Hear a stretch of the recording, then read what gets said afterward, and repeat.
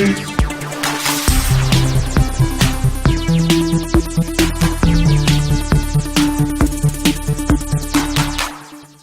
Thursday evening to you. It's GameFace episode 56 on Sifted Games. We are in the doldrums of summer. Yep. The doldrums. I mean, it is so dead in the industry.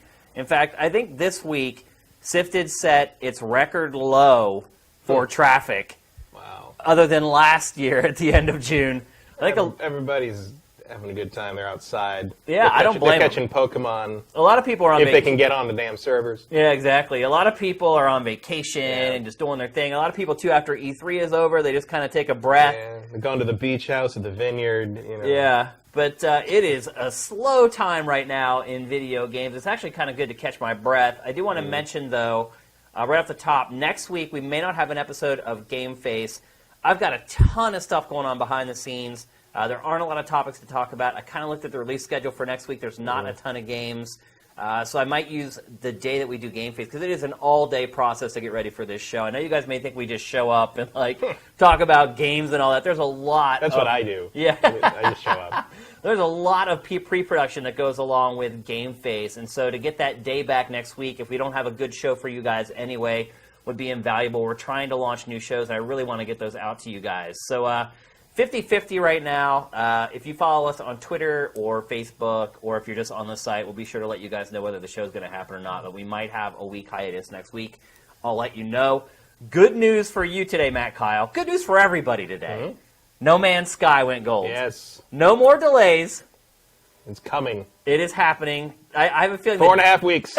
Yeah. Let's go. I have a feeling the disc that they showed wasn't actually, it's probably like a Def Leppard CD that they had burned that they wrote like the game name on. But showed a photo today holding a disc, whole team celebrating, all like 11 of them. Yep. It's really insane that Tiny that game was group, built by that team. Like the photo shows like... Sean Murray has an epic playoff beard going. Yeah, he does, yeah. I mean, he probably hasn't showered in weeks. Yeah, that whole team probably... They look pretty tired. Yeah. And the one guy's just drinking straight out of the champagne bottle. Yeah. Just out of the Magnum. It's freaking great. Yeah, so that's exciting. No Man's Sky is actually coming, people. And I might remind you that it's a PC game as well. A lot of people have kind of assumed it's just for PlayStation 4. That is not the case. It's also coming for PC day and date with the PS4 version. So, pretty exciting stuff. Yep. I'm looking forward to it. Yeah. One other piece of news from me. I remember we talked in the aftermath of E3 about how one of your predictions was that attitudes towards VR were going to change. Yeah. And so you were right. And to reinforce that you were right, my Vive will be here tomorrow. Oh, wow. Congrats, man. Awesome. Goodbye, real world. You're probably really happy to hear we may not have a show next week then. Well, yeah. Unless I'm just like, I got to talk about things. Yeah, you're going to go into VR land. But basically, like, I had such a good experience with it. Because the way I was looking at VR was like, it can't be like a weird toy gimmick accessory for video games. It has to be its own platform. And I was shown at E3, I think, that the developers are really approaching it as its own platform, as almost a new medium. And once Oculus dropped the headset DRM thing, I was like, well, there's not really any more obstacles there, so let's dive in. Yeah, so that's good to hear. Looking forward to that. I'm not looking forward to drilling holes in my wall to get the lighthouses up, but once it's done, it'll be done. And not like you own it. No, that's true. Just one last note. Achievements are chugging along. Vin Hill's doing a great job creating the icons. I had a chance to look at the pop-up you're going to get whenever you get an achievement on the site. It's looking real cool and really sharp. You'll have the ability to dismiss it right away because it just has achievement earned, and then it has the name of the achievement, and then the icon for the achievement. And then you have the option of either clicking to go see the achievement because it doesn't explain to you how you earned it in the pop-up. So you have the option of going to see how you earned it, or just dismissing it and letting it go. I have a feeling some people will be doing some dismissing because when it all launches, if people are going to get like deluged with pop-ups, it's going to go doink, doink, doink, doink. Does it make a sound? It does not make a sound. Do you guys want a sound? Would you want a sound? I like it when they make a sound. Do you? Yeah. It's like sounds with websites. Like for whatever reason, like it's just something I'm completely averse to. Same normally, but I like a sound when I get an achievement. I don't know. We'll look into it. Take a poll or something. Yeah, maybe we'll add a little jingle or something. That could be really annoying if you get like 40 right in a row. But it could also become something that's associated with Sifted. The It's true. chime. We'll make a little chime or a jingle for it. We'll look into that and see if we can make that happen for you guys. It would also be funny, too, if people got like 50 in a row and then they filmed it with like their cell phone camera of all the achievements popping up and then uploaded it and it kind of went viral or whatever. So lots of angles to consider when you do anything for a website. Yeah. Hint, hint. But I think that's it. Like I said, it's a slow week, not a lot of chit-chat. Let's get to the big six. So, Matt, there is one huge story this week. Yes. It seems not a very good one. No, not a good one. Seems to be taking over the internet. I would like to say that this is a little bit of vindication for me because I have been one of the more vocal opponents of YouTubers all along. I've mentioned from the beginning that I didn't trust them, and I felt like there's no checks and balances there. There's no one looking over their shoulder to make sure they aren't doing shady stuff. I've mentioned it before. There's an episode of Bonus Round I went on before GT folded with a couple panelists, one of which worked for Smosh Games and is a YouTuber. And I was basically pushed off the panel for being too negative, too skeptical. I was the guy who was looking for something wrong where there was nothing wrong. And looky, what happened with T. Martin? And I know T. Martin because we actually curate some of his stuff because he has a huge channel. He's like 10 million people who subscribe to his channel or whatever. But he also gets exclusive stuff all the time. One thing I will say about T. Martin is he is really good at first-person shooters. And that's how he built his channel. And I think that's part of the problem with YouTube is that people get a lot of notoriety for either they're really funny or they're fun to hang out with or they're really good at a genre. T. Martin's amazing at first-person shooters. That's how he built his audience initially. And what happens is you get that audience and you realize you're probably not going to grow past a certain level unless you start branching out and doing other things. And so that's when you start seeing the personality of the people more and let more of their face and less of the gameplay, et cetera, et cetera. And the obvious next step is crime. Crime. Yes. And lawsuits. Yeah. Yeah, so basically, this is a really complicated thing to explain. So basically what happened is these two YouTubers, T. Martin and what's the other guy's name? Like Psy Syndicate or something? Something like that. I probably should have written his name down. I feel bad for not knowing it. But these two guys basically formed a company a while back that was basically a Counter-Strike Global Offensive skins lotto website where basically you go in there and it's like a lottery. You're basically betting on getting skins, so to speak. I didn't really know this whole skin thing existed before this. It is huge. Holy shit. I couldn't believe it, man. $5,000 for a knife skin and stuff. Whoa! Not even just the value of the skins, just how big it is in general. Because I started looking around for footage that you're looking at right now, and YouTube is just flooded with react videos. I react to getting a great skin for $5 or whatever. I honestly, for one, just cannot believe how big cosmetics have become in video games in general.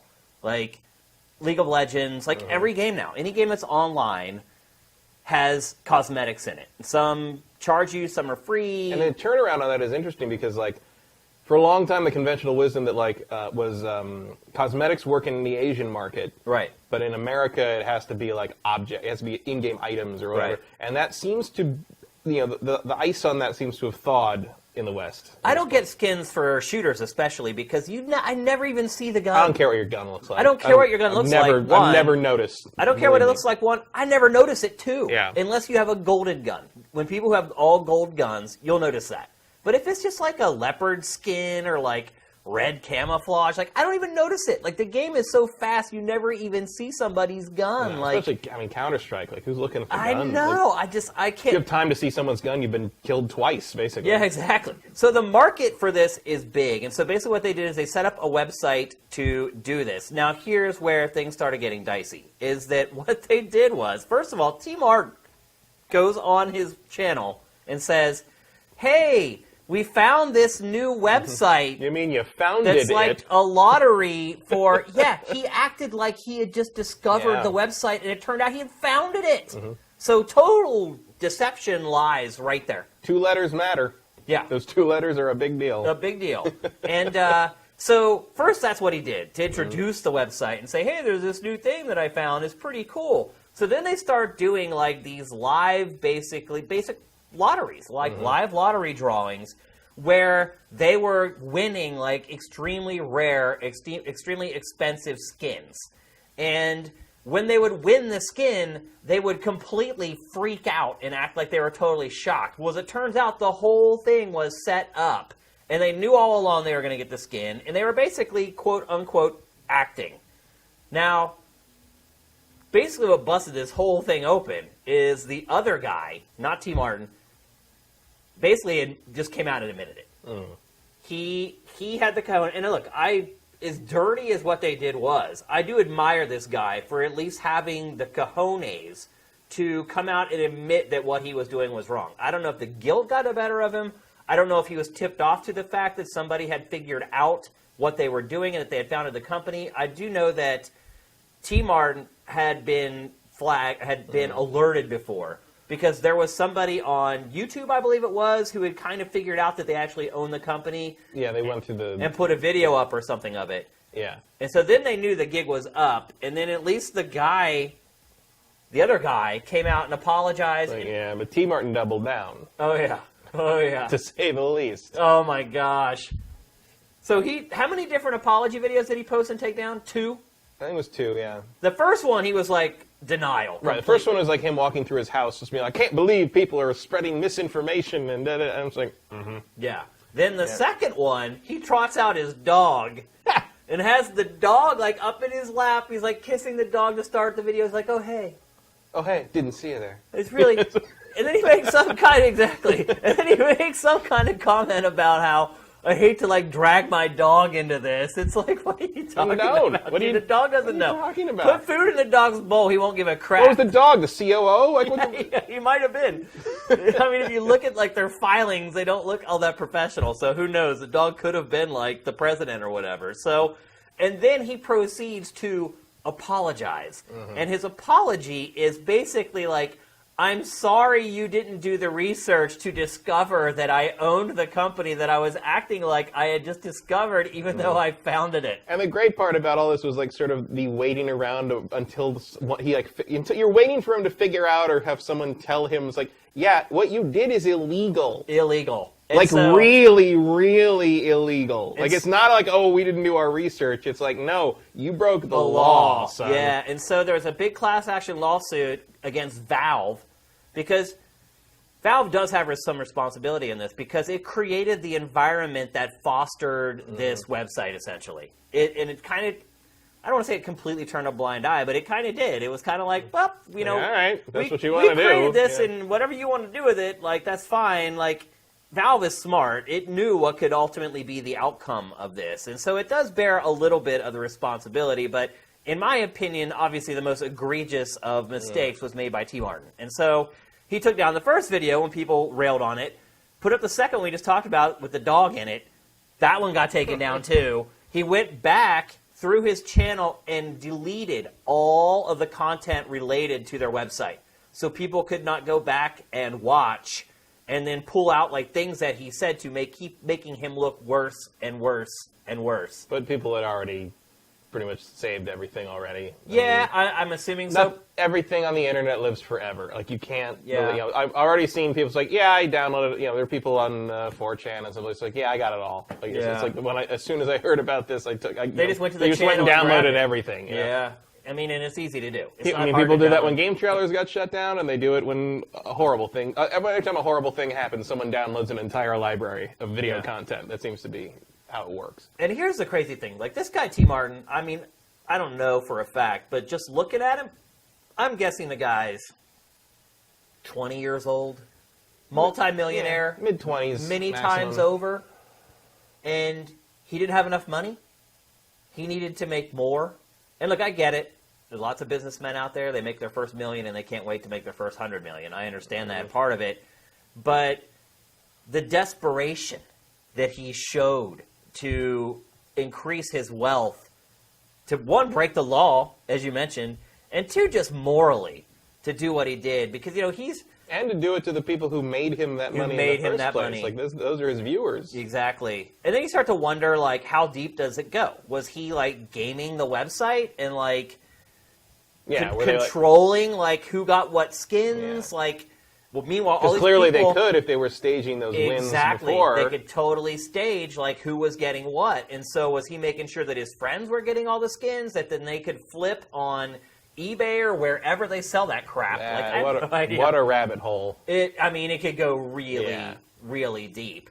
But I think what we want to talk about here today is that, like, I guarantee you, he's not the only one doing this crap. Like, he's not the only YouTuber who is doing stuff that he should not be doing. And look, I've listened to a couple other podcasts this week who've discussed this topic. I listened to Jim Sterling's thoughtful rant on it. Sterling's was good. And also, if you want a much more in-depth exploration of this, Jeff Kanata's DLC goes way in-depth on this thing. Wait, does Jeff Kanata have a show called DLC? Yeah. Oh, crap. What? Because I was going to do a show called DLC. Yeah, don't do that. It stands for something, but like. Oh, that sucks. But I'm glad I know that because we were working on the motion graphics for the show, like, beginning, like, tomorrow. Yeah, don't do that. Thanks. But no, he has a show called DLC, and they go real in depth on this. And it's if you care about the internal machinations of how this all worked and everything, like he goes deep into it. So watch that if you want more. So look, a lot of people have talked about it. We're not going to sit here and talk about this for an hour or whatever because it's the most popular topic on podcasts this entire week. But like you say, if it's happening in one place on YouTube. Yeah. Got to be happening in another place. And imagine some of the other YouTubers who haven't already made $5 or $6 million, who are, probably still making decent money, but they're like, I'm making $100,000 a year. I do admit that, like, because of this, I've also seen some videos where, like, guys bet, like, $5,000 worth of stuff on one roll and they lose it all. And, like, there's basically, it's reaction videos, except you're actually watching someone lose, like, a month, like 2 months' rent. And they're just like, they just sink onto the ground. And like, there was one where some guy's girlfriend comes and is like, what did you just do? What did you, like, screaming at him? Like, what did you just do? But it was real. No, it seemed to be real. Seems to be. People seem to think this website was real. If it wasn't real, he's a real good crier on cue. Yeah. Oh, he cried. Oh, he was devastated. But you know what? But then why did you bet $5,000? I don't feel bad for somebody that does that because now when it comes to gambling it's is so what it is. dumb. It's not even just gambling. Like, gambling. To say nothing of the underage gambling. Underage gambling, but just blowing that much money on a skin. Like, that's insane. It's insane. Yeah. Something that could easily just be, like, deleted and taken away. Like, a bug, a glitch. Right. That's the great thing. Is like, this is a totally legitimate, like, thing that everybody does, and everybody's like, oh, yeah, it was hundreds of dollars for this skin, or da-da-da-da. And then, like, Denuvo is on Inside, the PC version of Inside, and was like, they could take our game away at any time. You're not getting my $20. And it's just like, what? Like, what happens when Team Fortress 2 stops and you no longer have your $5,000 bloody knife skin? Yeah, or that your no hat. one can see anyway. Yeah. I don't get the whole skin thing, but I don't want to sit here and, like, rail on people who do, like, that whole scene. I mean, the crux of the discussion here is YouTube and the lack of oversight. There's no way to make sure any of these people are doing what they're supposed to be doing and not doing what they should not be doing. Like, it's the Wild West. Well, I also don't get, like, there's that element of, like, oh, they're honest, or they're real. It's just like, yeah, that's what a lot of people say. Oh, I like YouTubers because they're honest. They're real. It's like, all those people get paid obscene amounts of money for this stuff. Like, there's the top Let's Players, like, they won't touch your game for less than $10,000. Oh, 10, that's and low. Like, I mean, it is not. That is slowly starting to fade. Like, that is on the downhill right now. Yeah. I think that world. Yeah. But for a long time, that was how it worked. And like, anytime you saw a game of any kind, no matter how obscure you thought it was, on one of these top level Let's Play channels, those people were making 5 figures a day doing it. Well, the funny part about and it then too. Do you think you're going to get an unbiased? I mean, sure, they'll like say something, you'll point out some bad things about the game, but it's like people doubt game, mainstream game press people when they get like a sticker. Yeah, they accuse like all these websites of being paid off, and it's like those websites have like hundreds of people working around them, watching them do stuff. Like, there's nobody watching the YouTubers. Like, they can do pretty much whatever they want, and they do. And like, there's a very easy way for them to throw people off the trail because the FTC or the SEC, I can't FCC. remember, FCC controls YouTube. They said basically told Federal YouTubers like Communications said like, look, if you're FTC is like a flower delivery. That's FTD. FTD, okay. But Federal Trade Commission, that's the FTC. Yeah, they instituted this policy that said if you're getting paid, you have to disclose that you're getting paid. So all you have to do as a YouTuber is disclose one or two of your videos and say, yeah, I'm getting paid for this, and then everybody's like, oh, he's disclosing when he's getting paid. You don't know what he's doing with the other, 30 freaking videos that he publishes per month or whatever. There's no way to know. And I have a feeling that this is just the beginning, and we're going to start hearing more and more stuff about this. I wouldn't be surprised if, because here's the thing. What's happening is you have very young people getting crap tons of money. And unlike professional athletes who have, a person on the team who teaches them how to manage their money, it doesn't work all the time. Doesn't always work, no. Yeah, they'll still go out and blow, $2 million on a Bugatti or whatever. But you do have a person there who's sitting like a financial advisor to say, look, this probably isn't going to last forever with athletes or probably with YouTubers. Eventually someone's going to come along that's going to replace them, and they're going to have to do something else ultimately. But they don't have someone there telling them, you need to sock your money away, or telling them how to manage their money, or just watching what the hell they're doing on a day-to-day basis. And so you have these teenagers, early 20-somethings with millions of dollars in their pocket, and it came really easy. I mean, really, they may work hard, and I believe a lot of them do, but ultimately they got paid a crap ton of money to play video games. The whole thing is a recipe for disaster. I mean, I hope a lot of these guys or girls have parents who are helping them, or maybe they hired an accountant or a financial advisor. Hopefully that accountant or financial advisor isn't fleecing them for money, which could happen.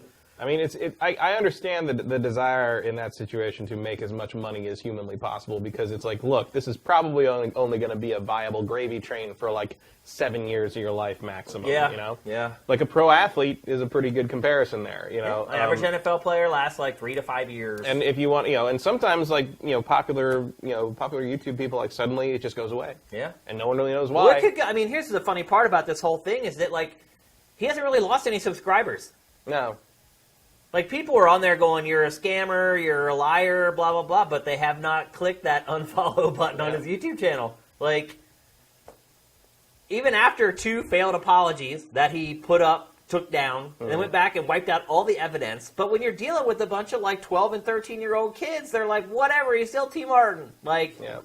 And then I'm sure there's some people who's no, I ain't missing this. I think, honestly, exactly. Tell me when they put some new stuff up, because I got to see that. They're popping the popcorn and sitting and waiting and watching. Yeah, so it's insane. This is this brand new economy that. Well, the thing is, there's no laws.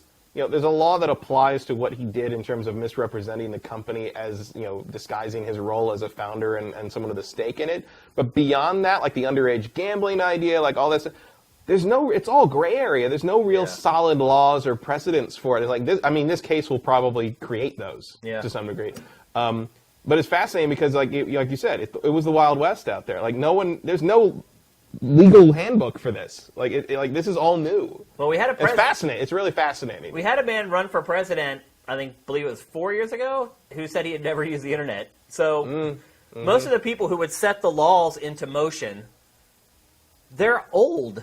They don't even understand the internet. It's why, all the policies that are set up for YouTube make zero sense, because they were all written for, radio and television, 10 years ago. That's why, as a content creator, it's your responsibility to go find all your content and contact YouTube, instead of it being YouTube's responsibility to keep copyrighted stuff off of its service. It's the laws for this stuff are ancient. They don't apply to the internet.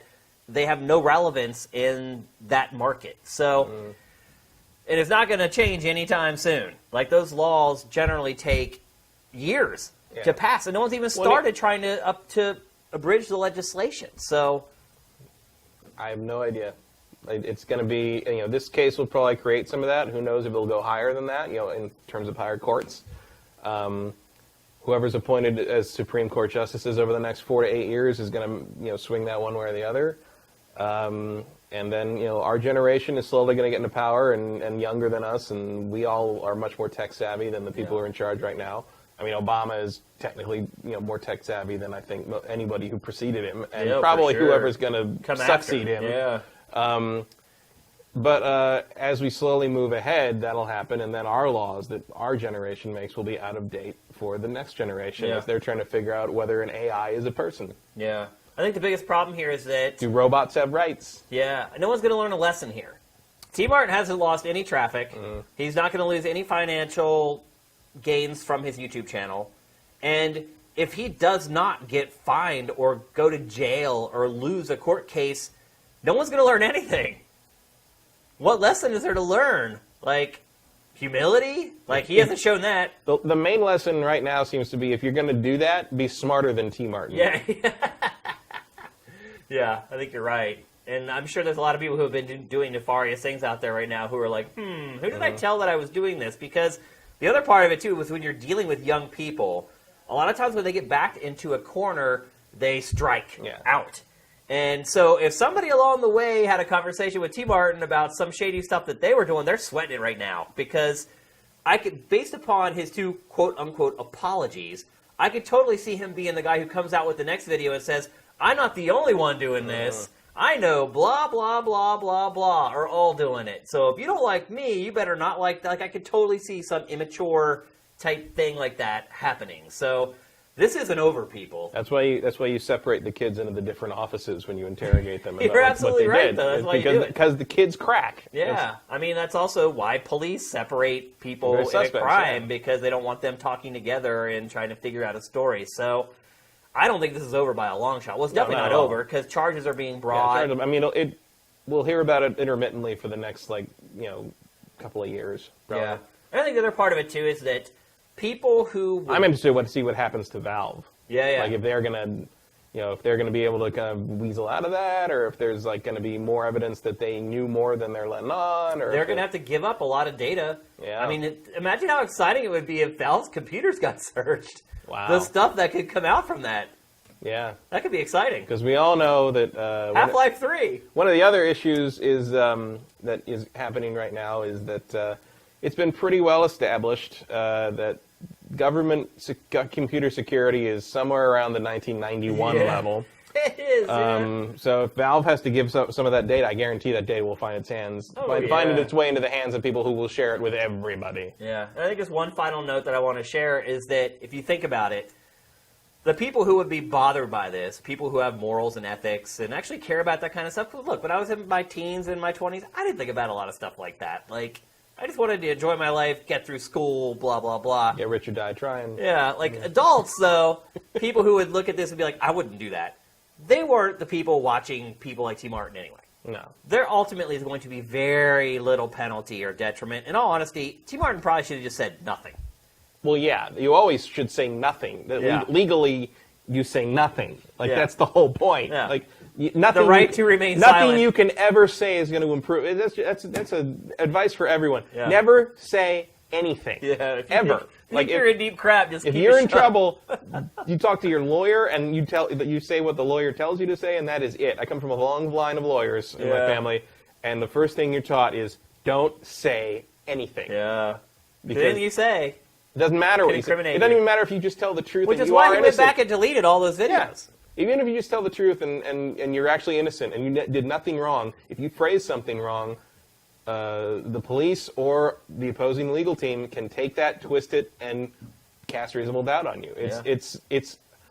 It's amazing, and I probably should have gone into it because I would have been really good at it. Yeah, I think you would have been a really good lawyer, actually. I just didn't have the patience to get through law school, basically. It's not easy. That's a lot of reading. People. I have a buddy who went through law school and never passed the bar.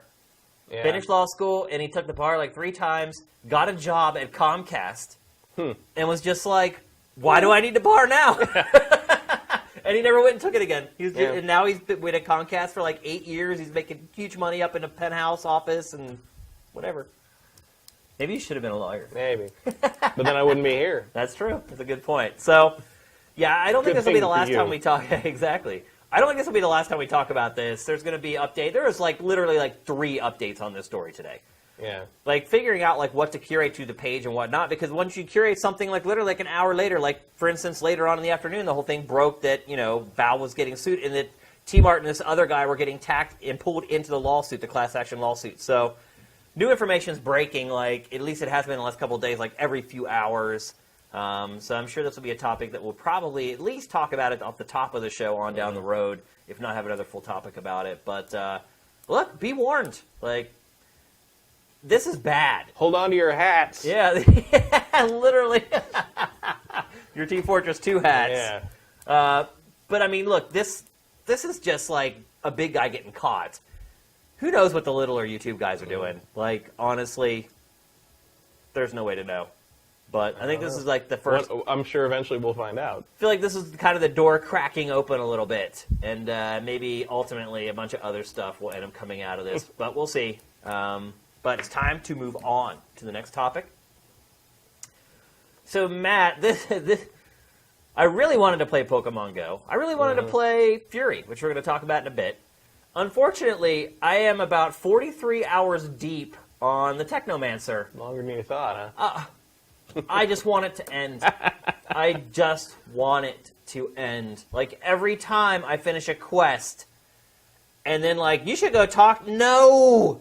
I don't want to talk to anybody. Tell me what to hit with the electric stick. I don't care anymore. I don't care. It is the last third of this game has just turned into a complete nightmare. It's not even really hard anymore. Like, I'm so overpowered at this point that, like, I wipe out most enemies with, like, 2 swings or whatever. But it's just taking your time. I just don't care anymore. Like, I don't care about the stories. This isn't a Technomancer topic, but I want to explain why I have not had the chance to play Pokemon Go. I tried to play it today, and I couldn't even get on the server. No, not good. I couldn't register for the game. I registered last night. I got on. I registered. I captured my Charmander in my living room. Yeah. And then I was like, I got it. But this morning I was all ready to, like, boot up Pokemon Go, and because I live near, like, a whole bunch of museums and stuff, and I've got like 40 Pokestops near, like in, like, immediate walking distance. I can make a loop around, like, my neighborhood and pick up like 40 or so Pokestops. And I was like, I'm going to do that. It's going to be great. It'll be awesome. I'm going to look around and catch some Pokemon and get out, and, like, no server. And every single time you got to log in again, over and over, because it doesn't remember your login information for some reason. And then finally I got on the server, and I go out, and it's still not quite working because everything's blank. So I went outside to play your game, Nintendo. I haven't done that since Boktai. And so it didn't work, and I went back inside and played Furi some more, and then, like, periodically I kept checking, and it just wasn't working most of the day. And put it this way, there's a site you can go to, like it's like an MMO, like, is the server up site, and it's tracking Pokemon Go now. So many people were going to that site to find out if Pokemon Go was up. It crashed that server. This thing, I've heard that this thing is potentially the most simultaneously played entertainment app in history. That's hard to believe, man. I mean, it's Pokemon. It is. It's Pokemon. That's still hard when I was driving here today, I saw 2 old women in their 60s or 70s, and I'm stopped at a red light, and they're, like, waving their phone around, like, well, I'm like, what are they doing? I look around, and I get a glimpse of her screen. She's trying to capture a Pokemon. These 2, like, grandmas were playing the Pokemon game on their phone, like, walking around the block and, like, catching Pokemon. I'm just like, this is going to be crazy huge. This is gonna once be you so see that, big. that's like the Wii. Yeah. Once you saw, like, the Wii being played in retirement homes, that's when you knew it was going nuclear. But, like... So I tried to log in on the app, and then I was like, screw this isn't working. I thought maybe it was just because my mobile phone or whatever went on my desktop, same problem. Can't register, can't log in. Oh, the training thing doesn't doesn't work. Even if you just try to go to the home page there's nothing there. Pokemon Club, it's just a 505. It's just dead. Like, the whole site, all their servers, just dead. It's been a disaster. I mean, I would guess that they probably loaded up on servers as much as they could, and no matter what. I don't think it was possible to be ready for this, basically. Yeah. Like, I think it's just, I mean, everyone knew this was going to be big, but, like, this is crazy. Like, the size of this is crazy. So you walk a fine line with this. Like, I think, crashing on day one is a good thing. Because people are like, oh my god, everybody loves it, everyone's playing it, it must be amazing. If the servers are crashing, the farther you go past that day, there's a quotient. I don't know what the exact algorithm is, but there is a quotient there where interest wanes over time and people will eventually give up. I mean, it is the first time I was actually able to play it effectively was when I sat down here and I, like, just checked it and I was like, oh, it's working. And, like, there was an eCans right there on the TriCaster, and there was a Geodude right there on your coffee cup, and I captured them both, and now it actually works. So I'm hoping that they've worked out some bugs. And the other interesting thing maybe to late note, at night is that's the other interesting thing to note is, like, all the pictures I've seen of people that's like, oh, I got this thing. Like, they're all at night. Because they're waiting until everyone's asleep in the area. Yeah. And there are different Pokemon at night. So why don't you explain what it's like, the setup process and everything, and how it Well, plays? you log in, and you can play with your Gmail address, or you can play with the thing that doesn't work, the Pokemon Club thing. Which also, I was hoping that I could just use my Nintendo Network ID. That's crazy talk. Nintendo does not understand how to make a decent online experience still. This is the company that made Ingress and all these other, it's not like they don't have experience, but you create a character, you create your with really, really, really rudimentary character create. You can pick 3 different jackets and 3 different shoes, 3 different pants. Can you buy more with real money? No, not yet. I mean, wow. you just and you're 3 different backpacks and I think a few different hair colors, and that's it. Different hats. You can be male or female, and then you pick your name, which is unique. So if someone else is named Shane, you don't get to be. Somebody already snagged Dinfire on Club Pokemon. Crazy. Yeah, it sucks. Was it one of you? It might have been.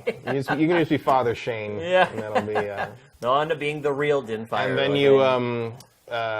And then you get introduced to the hottest professor dude in Pokemon history. This dude is the most suave, handsome. Professor Oak's kind of a goofy grandfather. Yeah, this dude's just hello, kind of thing, and you're whoa, this dude's chiseled, and he introduces you to it, and it introduces you to the whole thing, and he's okay, pick your thing, and you get, what do you mean by pick your thing? Pick your starter Pokemon, or what, basically, it's the starter thing. They're here's how you capture, here's a bunch of Pokeballs. So you choose from 3 Pokemon to start with? Yeah, there's Bulbasaur, Charmander, and Squirtle. And then I picked Charmander because, of course you Charmander. did. Yeah. But apparently, I guess if you walk around a little bit more, it's possible to find a Pikachu as your starter. Which, it's not like they're not plentiful. You can find them anyway. Yeah. But if you want a Pikachu, you can wander around your immediate area and possibly find one. People have been reporting that. I picked Charmander because Charmander. You should. Yeah. And then once you've done that, it's all right, go check out Pokestops. And Pokestops are basically landmarks in wherever you are, and you go within range. In the real world. In the real world. And you physically go within range of them, and the little thing pops up that's got a circle with a picture of them in the title, and you spin the circle and you get items.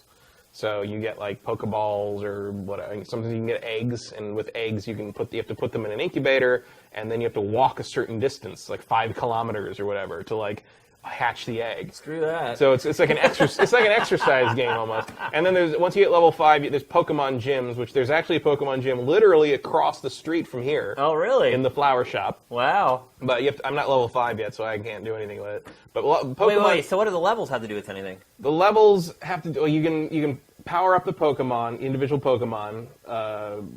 You mostly through found items, but it looks like they mostly want you to buy items. So when you capture a particular Pokemon, you get items that can power that Pokemon up.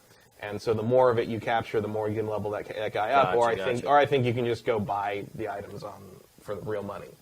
But the Pokemon gyms unlock at level 5, and which I assume is just so you've done enough to kind of have a feel for the game. Right. And so you can send one of your Pokemon to this Pokemon gym and try to beat the guy who's left his last Pokemon there. Okay. So one of your friends Pokemon, or just anybody? Anyone. Okay. There's no way to battle your friend specifically. Okay. So basically, a Pokemon sits on top of this gym thing, and you click it, and you send a Pokemon in, and you have to fight.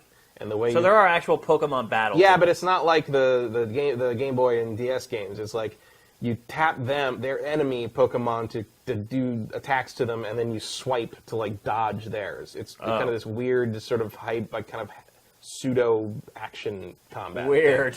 But anyway, if you win, can you get good at it? I don't know. I haven't done it yet. Yeah, I've just watched videos. Gotcha. So maybe. I don't know. I'm sure most of it's based on whether you're high enough level, your stats, Pokemon's right? high enough level to do damage to whatever the Pokemon they're fighting Right. is. But basically, if you win, your Pokemon kind of becomes the king of that gym or something, I think, and then someone else comes basically along you and tries to own beat that the gym, and then someone else has come along and beat you. And the idea is, Ingress had something similar. The idea is if you want to keep control of a gym, you have to keep coming back and like beating whoever took it over from you or whatever. And so you have to physically walk to that place every time. Yeah, you have to physically go. That's insane. You don't have to physically go. You don't have to physically go to the gyms. If they're within range, visual range, you can tap them and it'll show you. I don't know. But you have to be able to see the location. Yeah, you have to be able to see it. Yeah. But like from my crazy. apartment, there's like 5 visible. Right. So you can just look out your window and pretty much. Now, do you have to like point the camera at the building? No. Okay. You're just looking at the map.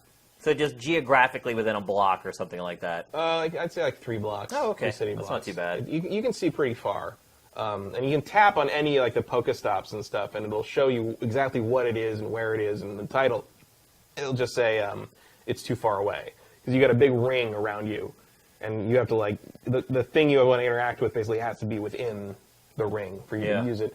And then as you walk around on the map, you'll see little like puffs of grass. Like on the sidewalks and stuff, and that's where Pokemon are. Okay. So if you go near there, in theory, because when I was doing it, the server wasn't working, so I just see puffs of grass and nothing would happen. Right. But puffs of you'll see like the Pokemon, you tap the Pokemon, it's like okay, look for it, and and that's when you do the AR thing and you find where it is, and then you throw a Pokeball, which is there's like kind of there's a skill to throwing the Pokeball so it hits them. But you don't have to like fight them and wait until they're almost fainting. You don't have to weaken them at all. No, you just have to hit them with the Pokeball because the Pokeball. I mean, you get Pokeballs for capturing things. You get Pokeballs for sometimes if you go to a Pokestop, but you're probably gonna end up having to buy Pokeballs at some point. That's kind of what I figured. So $5 for a Master Ball. Yeah, it's like it's a cool way to kind of make me walk, I guess. Yeah. It's like if they're looking to make kids exercise like without thinking about it, like it's a pretty cool like angle on it. Yeah. I mean, it's very similar to, when Pokemon first came out, I was like, they need to make one for phones. But my idea was, because this was back when this was like 1998, when I had this stupid little Nokia thing that had a camera that it's like, oh, look, it's like a postage stamp now. Literally. The size of a postage stamp. But I was like, oh, you should take pictures of things, and then the game can compare it to like whatever silhouette of a Pokemon it matches the best. That'll be, it's kind of like a Pokemon Snap thing, I guess. Yeah. Like that'll be what you get, and then you can use it to battle with people. So this is kind of similar to that idea, but not as involved, and it's more just an excuse to get people out and about, I guess. And I did see a couple other people doing clearly. I mean, you can tell when someone's doing this. Well, everybody knows where because they're kind of going like are, this, right? Yeah. I mean, but so you could go there and you could have like 10 people standing around with their cell phones. Yeah. So the gym is the same location for everyone, right? Yes, the gyms are I think all of them. I mean, the Pokestops are very specific places. The gyms they don't have like the lamp, or else maybe they do because I can't see that. Because when I click on it now, it's just the hot professor guy is just like it's like oh, you're not level 5 yet. Come back when you're level 5. And it's like, dude, I just want to see what the thing is. So, like, I'm almost level 3 now because I've captured the guys on this table. Yeah. And so I guess I'll go out and try to do more like tonight after we're done. But like. I did want to play. I was ready to walk around the whole neighborhood doing this like all morning, and the fucking servers didn't work. So I can't wait until I'm at like a hockey game or a club or a concert. Well, see, imagine looking through your phone at a concert and seeing like a huge ass Snorlax like on stage next to like the DJ. Well, see, that's the thing is like they have done a pretty good job of making sure like the Pokemon you find match the place you find them to. Like if you go to a fountain, you'll probably find a Magikarp or something. Oh, wow. Or like graveyards, like people are saying like there's Ghastlies in graveyards, and like it's a really ambitious game. These guys did stuff similar to. I think it's using a very similar map to what Ingress used, which was the same thing with landmarks, or sort of these hubs of magical energy or whatever. Yeah. And it sounds like they might have just replaced a lot of them with like, okay, now this is a Pokestop. Like it used to be a magical ley line vortex. Now. And now it's a Pokemon gym. Yeah. Fuck you, But there's a ton of stuff, and everything's on a photo too, and it's like so clearly they're using some kind of like Google Maps or Google Earth somehow to do all this, which is probably why you can sign in with your Google account. Yeah, exactly why. Yeah. But I'm not gonna say it's a good game because like. Look, if we were doing it is on my fantasy team. It is, yeah. If we were doing fantasy league stuff by number of players, I'd have won the next 3 years of this game. I don't know how well this is gonna. I mean, I know what was it? Pocket Gamer. Pocket UK, Gamer. Yeah. Like they said, basically, They this gushed is, all over it. I mean, it was like that. It was like when the teacher reads the essay in A Christmas Story in the dream sequence. It's like the mobile game we've been waiting for all our lives, and it was like, oh, okay, bro. Like, I'm surprised they reviewed it so quickly. Seems like a game you'd have to like spend a lot of real time with. There's been a closed thing for a while. Yeah. There were a couple people at E3 who had it, Yeah. and were showing me like how it worked and stuff. And so I'm sure if they're big enough, then I'm sure they had it early. Probably, they're Pocket Gamers, so. I don't think it's all that good, and they don't give any scores, so it doesn't help me. But it's not bad. It is free, worth trying. If you live in a city, if you lived in like a super rural place, like I can't even imagine. Yeah, like, would it be fun? I don't know. I mean, if you don't have a driver's license, I don't know what you're going to do. Like if you live in the middle of nowhere. That's a good point. I never even thought of. What happens if people don't live near anything? There's a lot of people in America who don't live near squat. Get on your bike, I guess. And ride a long ways. And then how's the battery life? That's been a big thing people have talked about. Dismal. Like people are saying it like completely destroys your battery. Oh yeah, it takes about 3% of my battery every 7 to 10 minutes. Whoa. I'd say. Like I played around with it for like 20 minutes last night, and Mitomo did the same thing. And I think my battery went from like 80% to like 68. I mean GPS, anything with GPS enabled. They are bringing out kills your battery. Near the end of the month, I think there's. I mean, it's probably all sold out by now, but I'm sure they'll make more. But it's like a little like thing. It looks like like a teardrop like map marker from like Google Maps. Yeah. But it's a Pokeball. And it's like a wrist. It goes on your wrist or goes wherever. And what it is, it Bluetooth tethers to your phone, and keeps the app going when it's asleep. But through the device, and basically, if you go somewhere where there's a Pokemon, or you go somewhere where there's a Pokestop or whatever, it'll vibrate, and you can just tap it, and it'll capture the Pokemon, or it'll like get the items from the Pokestop for you, so you don't have to actually pull out your phone and do all that. Gotcha. So that will save battery life tremendously, and it also you have to buy like another. You have to buy another thing. It will make you look a little less like a crazy person. Yeah, I guess there's you're right. already been stories of people Car getting stopped by the cops. Yeah. For like what? Because people think they're terrorists or whatever. I saw videos on YouTube of people driving, holding their phone up and looking at their phone while they're the GPS on the Pokemon Go while they're driving. I don't know if they have a GoPro rigged on like the car seat of the car. I'm just like, what are you doing? Like a lot of cameras in one vehicle. I mean, there could be. Nintendo could get sued over this. Well, you're waiting for like the first time some kid wanders across a freeway to find a Mewtwo, or like, steps right into traffic, not paying attention. Or goes somewhere where maybe they shouldn't be. Right. And some bad shit happens. Too, yeah. Like who knows? I don't know who's playing this, but I assume some kids want to play it. I mean, when they were like mapping out cities for this, did they say, okay, here's Philadelphia. This is North Philadelphia. We're just going to... There are no Pokemon in Philadelphia. No Pokemon. Exactly. They should just make the whole city no Pokemon. Sorry, Philly. But in particular, North Philly, like, I seriously wonder that. Like, did they exclude certain areas? Like, what about, like, the red light district in Amsterdam? Like, did they exclude certain, like, Golden Guy in Tokyo? Like, who knows? Like... Hard to say. There's a lot of interesting questions this game brings up, and that's one of the reasons I like it, is because it's pushing boundaries and making people look at things differently. And look, like you said, Ingress, another game that kind of did the same thing, but this is Pokemon, man. Yeah. And this is kids, and this is parents trying to corral their kid. Like, well, the other thing, of course, is that one of the problems with Ingress and the games like it was like, if you weren't paying real money and if you hadn't been playing since basically day one, you were never going to have a chance to do anything. Yeah, I wonder if that's going to be the case with this too. Well, because you can capture stuff just as you walk around, you're not in competition with other players. Pokestops are there for everybody. The gym stuff might eventually get very dominated by specific local players, but I don't feel like that is a make or break element of the game if you just enjoy finding the Pokemon and wandering around and seeing stuff and getting the items. The question is going to be... the longevity of the game. The longevity of the game is mainly going to hinge on whether they can add more Pokemon, because right now there's only 74. Yeah, they got a long way to go. So hopefully they'll at least get the original 151 in there. Yeah. And I mean, it's not like they don't have more to work with. I mean, that...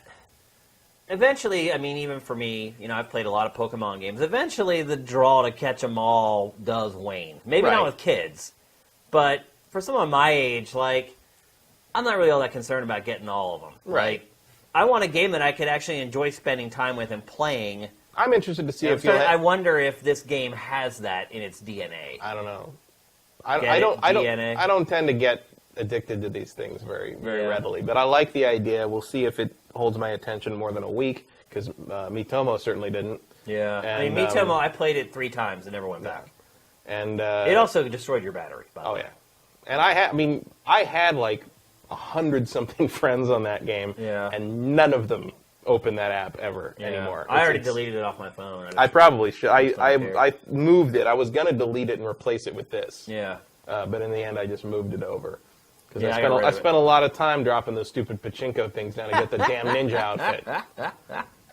Yeah, Mitomo was just like an experiment. Yeah. Like, that's pretty much all it was. Which, by the way, held up on launch day much better. Oh, yeah, than yeah. This one did. But, of course, it wasn't didn't have anywhere like near the people trying to jump in on it. It'll be interesting to see everybody's response to this game, app, whatever you want to call it on the site. I would like to have it with me when I travel. Yeah. You know? Like, I'd like to see let's see where the landmarks are in London. Because, like, I want to put out at places like Coachella. Just Yeah. places where you'd never guess to see Pokemon, where it's just really bizarre to see them, like, in a crowded club.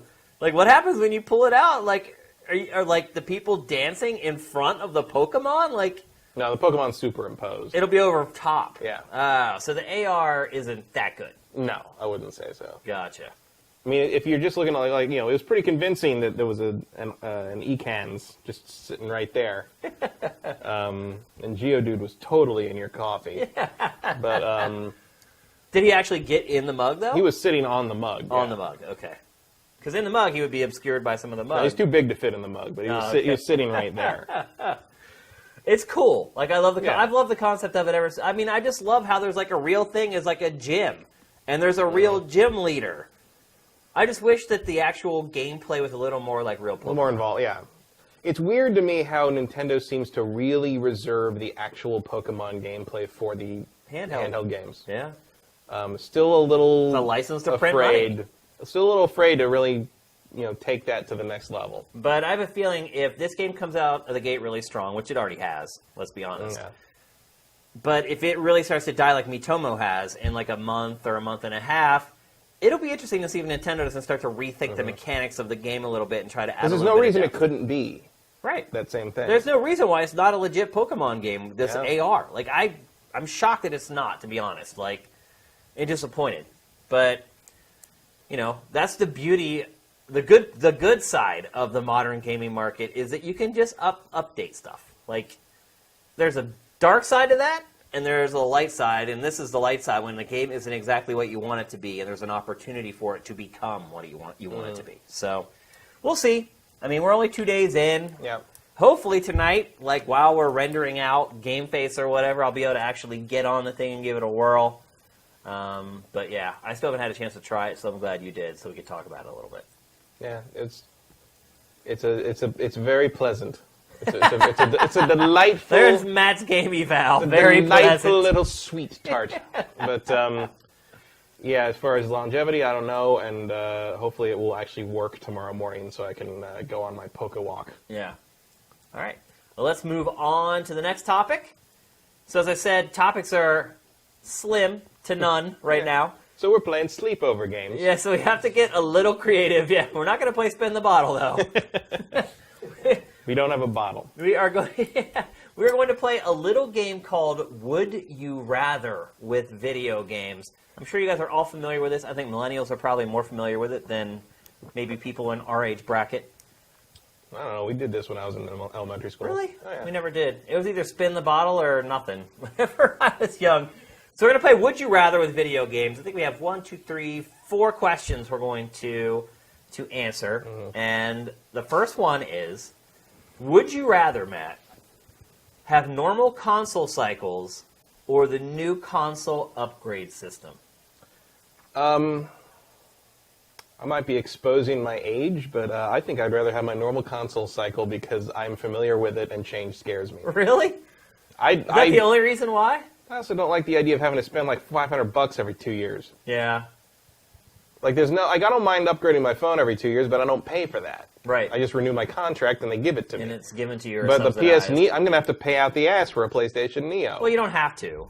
You could if keep I want your original PlayStation 4 and be fine. Sure, but I want to be able to do the VR and the more up to date stuff, and I want to see Neo mode on the games and have stuff run at a better frame rate. Like that's I'm not really all that interested in the Scorpio or whatever, but it's like the Neo is like these are games that I can't play on my PC. Yeah. So like if I want to see them at a performance level that even roughly equates to PC, I need that Neo. Yeah. And if that's just how they're going to roll from now on, like I don't know. I mean, if we'll see what kind of a leap the Neo and the Scorpio are over the existing consoles. I imagine they would be substantial to some, at least in comparison. If the upgrade cycle becomes like, every couple of years we put out one that's a little better, but not like quite these things might be a pretty big jump from like something that can't even run stuff at full 1080p to doing 4K. Like that's a substantial power jump. Yeah. If they start to become sort of the difference between like the iPhone 6 and the iPhone 6S, well, I'm not going to be as tempted by that. So it'd be like or maybe apparently the iPhone 7, based upon all the rumors Right. flying around. So maybe I'm like, maybe that would be, I'd be kind of okay with that in the sense that like maybe I get every other one, every 4 years, every 5 years, or whatever. But again, I don't even, they're swearing up and down that this is totally not how they're planning to do things from now on. This is just what we're doing this time. Really? Is that And a couple of them have said, I know Sony because didn't said, Microsoft Sony said use that, the whole like end of generations? Wasn't that yeah, the but whole tagline? Sony said something recently about how like, this doesn't mean everything's changing. It just means like we want to do this, and it's just like, yeah, I've heard that one before. So I think it is a paradigm shift in the truest sense of the phrase. Yeah. Whether Sony's willing to admit it or not. Yeah. It will be interesting to see if Nintendo follows suit when the time comes. I don't think they will. Yeah. But the idea of a console as more of a platform than a exclusive garden is going to, I don't know. I think it'll be fine. But I would hope that in the future the upgrades become maybe more frequent and less dramatic so that I don't feel the need to have all of them. Yeah. Like that I don't need every PlayStation upgrade. I can maybe hold out and just get, the 0.5 each time or something like Yeah. that. I see that and I see a lot more money being required to stay up to date. Yep. So I agree with you for different reasons. One reason is kind of similar, but the main reason is something different. So I agree. I prefer having the console generations. And the biggest reason is because I fear if you just have these small upgrades every time, there's no big story. And eventually I fear that people will become apathetic with video games. There won't be that big launch. I mean, the launch of a new console is a big deal. The investment, the almost like the choosing a team feeling. The leap, something that you kind of mentioned. Like, I worry that these incremental little steps that they take will not convince people to engage with video game consoles anymore, because it was already hard for a lot of people to see the upgrade from last gen to this gen, particularly at the early part of this gen before they were really starting to write to the metal on these consoles. Didn't stop people from buying them, obviously. But I fear that over an extended period of time, it will make people a lot less likely to be interested in game consoles. And it could, I think our industry and the market could ultimately suffer because of it. Because there's no big, like, boom, pow, here's the brand new PlayStation. Like, that's an interesting point because, like, what I'm talking about in terms of making it easier to pass up systems so you don't have to buy them every couple of years, like, by default, that will make it easier on your wallet, but like you say, it makes every console launch a non-event to some degree. Like, it takes that specialness away from it. Because it's like there aren't exclusive games that are only going to run on that hardware. Like, the mandate so far has been like, any game that you make for this has to play on the other one. Sure, it may look a little better and run a little better, but it's still that game. You're still going to be able to play it. And that's the other big part of, like, when they show off new consoles is like, okay, what does, like, God of War look like on the new hardware? Or what does Mario look like on the new Nintendo hardware? It's like, you kind of lose all that. So, like, let's say the Neo comes out, Neo's out, like, whatever, it's fine, play everything like that. When is the first Neo-only game? Right. When does that happen? When do they finally decide to split the user base? Yeah. When does that? I would guess when sales are just rock bottom. When everything's falling through the floor and they need a bump Is that going to happen though? Like the PlayStation 3 has such a long tail on it. Yeah. Like I can it's see the still- vanilla PlayStation 4. the tail is still there. Yeah, I can see the vanilla PlayStation 4 going for a long time. Yeah. And that's, again, what I'm saying. Like, you're losing that big story, that big impact, that thing that happens that everyone pays attention to. Like, Do we hit a point where, like, PlayStation games play on 3 separate consoles? it could very well be The possible. successor to the Neo and the PlayStation Yeah. 4 and the Neo? And then there's the whole confusion over it. Like, what's the Neo? It's the PlayStation 4 Neo? And how Is do you it number PlayStation them? Neo? Like, how do you number them to kind of really indicate that this one is a bigger jump or a new one, or is there ever going to be a PlayStation 5? That was what I was getting at earlier. Is like, what if there's never a PlayStation 5? Like, Well, they advertised the PlayStation 9 to us, damn it, and they got to get there. Exactly. It's so funny, though, how quickly the tables have turned. Like, it's really hard to believe how quickly it, like, because, I mean, when these consoles launched, would you have ever thought that we would not see a Xbox One 2 or a PlayStation 5? Like, no way. No. I mean, I kind of, sort of felt that, like, Microsoft... I thought they should have done it a long time ago. Yeah, well, I didn't think they kind of, would. sort of thought that Microsoft wanted the Xbox One to sort of be the end, like the pinnacle, like the thing they could just, like, lean on from Well, the then on out. nomenclature for Xbox One, it Right. kind of seems like this was something Microsoft was thinking about Yeah. for a while. Well, I also feel like if they thought they could get away with just calling it Xbox, they would have. Yeah. They practically They, did. they tried to, Yeah. pretty much. So I kind of thought like it was possible that the Xbox would go off in the sort of like more of a set-top box idea from here on out. I did not think Sony would go down that road. I mean, just the underpowered nature of these systems, the fact that I think they launched a year too early, and the fact that VR became... Even though last gen had already gone on for like 7 years. It was just an awkward time, Yeah. and Because now you're seeing like the RX 480 and all these mid-range graphics cards for like $200 that are like, some of them can handle 4K. yeah, It's crazy. it's a revolution. I mean, really. one thing we have to accept is the PC is always going Always to gonna be ahead. Always. But, It's like, just the way it is. I still think that the consoles, these consoles are underpowered even for the time they came out. Yeah. Like, I know they wanted to make them affordable because the lesson of the $599 US hung heavy in the air. Yeah. But these things are not powerful enough for where we're going, and especially I think the quick adoption of VR as a concept by the core gamer demographic has caught them by surprise to some. I mean, I knew they knew they were going that direction, but I don't know if they were ready for like how enthusiastic the embrace of it has been. And so now you have to deliver experience that was like, this can't be Kinect again. Yeah. It has to be on a level that like people are expecting it to be, and for that you're going to need some new hardware real quick. Yep. So that's where we've ended up. All right, let's move on to the next one. Would you rather play the next Halo or the next Metal Gear? Who's making them? That's not part of the question. Well, yeah, but that's what's going to determine my answer. Well, Like, you know who's making Halo. You know Konami's already went on record saying that they're not going to abandon Metal Gear. That's why the question is interesting. That's exactly why I created the question. I just play No Man's Sky. I don't know. Like that's like, do I want to be bored or do I want to like be horrified? Like that's Take your pick. that's. I guess I'd play the new Halo. I'd play Halo because that'll be over faster. I don't have a lot of faith in either of those series now, just because That's why those two games were chosen. I didn't like Halo 4. I liked Halo 5 pretty well, but it didn't hold my attention very long, in part because the stuff I liked to play multiplayer wasn't in the game. Yeah. And I know they added a bunch, firefights there now, and warthogs are in and stuff. But it's like, but it's over. It's over. That was November. Like, I'm done. Yeah. And I know it kind of makes me a dick about it, but it's like But I mean, what they're doing now is adding what a lot of people criticize the game for not having. been there in the first place, Which, right? If you look at my avow, I mentioned a lot of stuff. If like I'm going to that, go play like a one-off like multiplayer shooter right now, it's either going to be Overwatch or Battlefront. Yeah. Usually Overwatch. Yeah. And but Metal Gear would just like make me sad and confused because like God knows what Konami would do to that with Kojima not around. What Konami's going to do to it. Yeah. I mean, it's not well, good. I mean, years from now. I hope that comes out in the same year as Death Stranding. Yeah, wouldn't that be classic? That just showdown. Just like, yeah.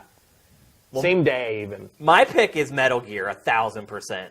1,000%. Because we know what we're going to get with Halo. It's going to be a pretty darn good first-person shooter with a multiplayer that, maybe they change the multiplayer enough that I actually stick around longer than a week or two, which is basically how long I've played multiplayer on Halo 4 and 5. But otherwise, it's pretty much a known quantity. We've had 2 games from 343 at this point. We know what we're going to get with those guys. We know what kind of games they like to create and design. The brand new Metal Gear is a total wild card. Like, there's already been rumors swirling that Konami has tried to recruit developers to create the game. Like you said, to your point, we don't really know who's going to make the next Metal Gear. It could very well farm it out to Naughty Dog. Who knows? Like, there's no way of knowing. But no matter what, no matter who develops it... The return of Dennis Dyack. Seriously. It could be. We don't know. Konami could... He made one before. Right. Konami could build a team in-house and be like, here's the new Metal Gear team. Like, no matter who makes it, I cannot wait to play it. Like, I hope to God nothing ever happens when Kojima comes back and makes Metal Gear. I want to see a Metal Gear not made by him just to see what becomes of it. It could be a total train wreck. It could finally be the Metal Gear that I've wanted all this time. You just never know. Like, to me, the intrigue for Metal Gear, the next Metal Gear, is way too high to be able to say Halo for me personally. Like, it's like a car crash. Like, I won't be able to look away. Like, I am more excited to play the next Metal Gear than the next Halo by a wide margin, no matter who makes it.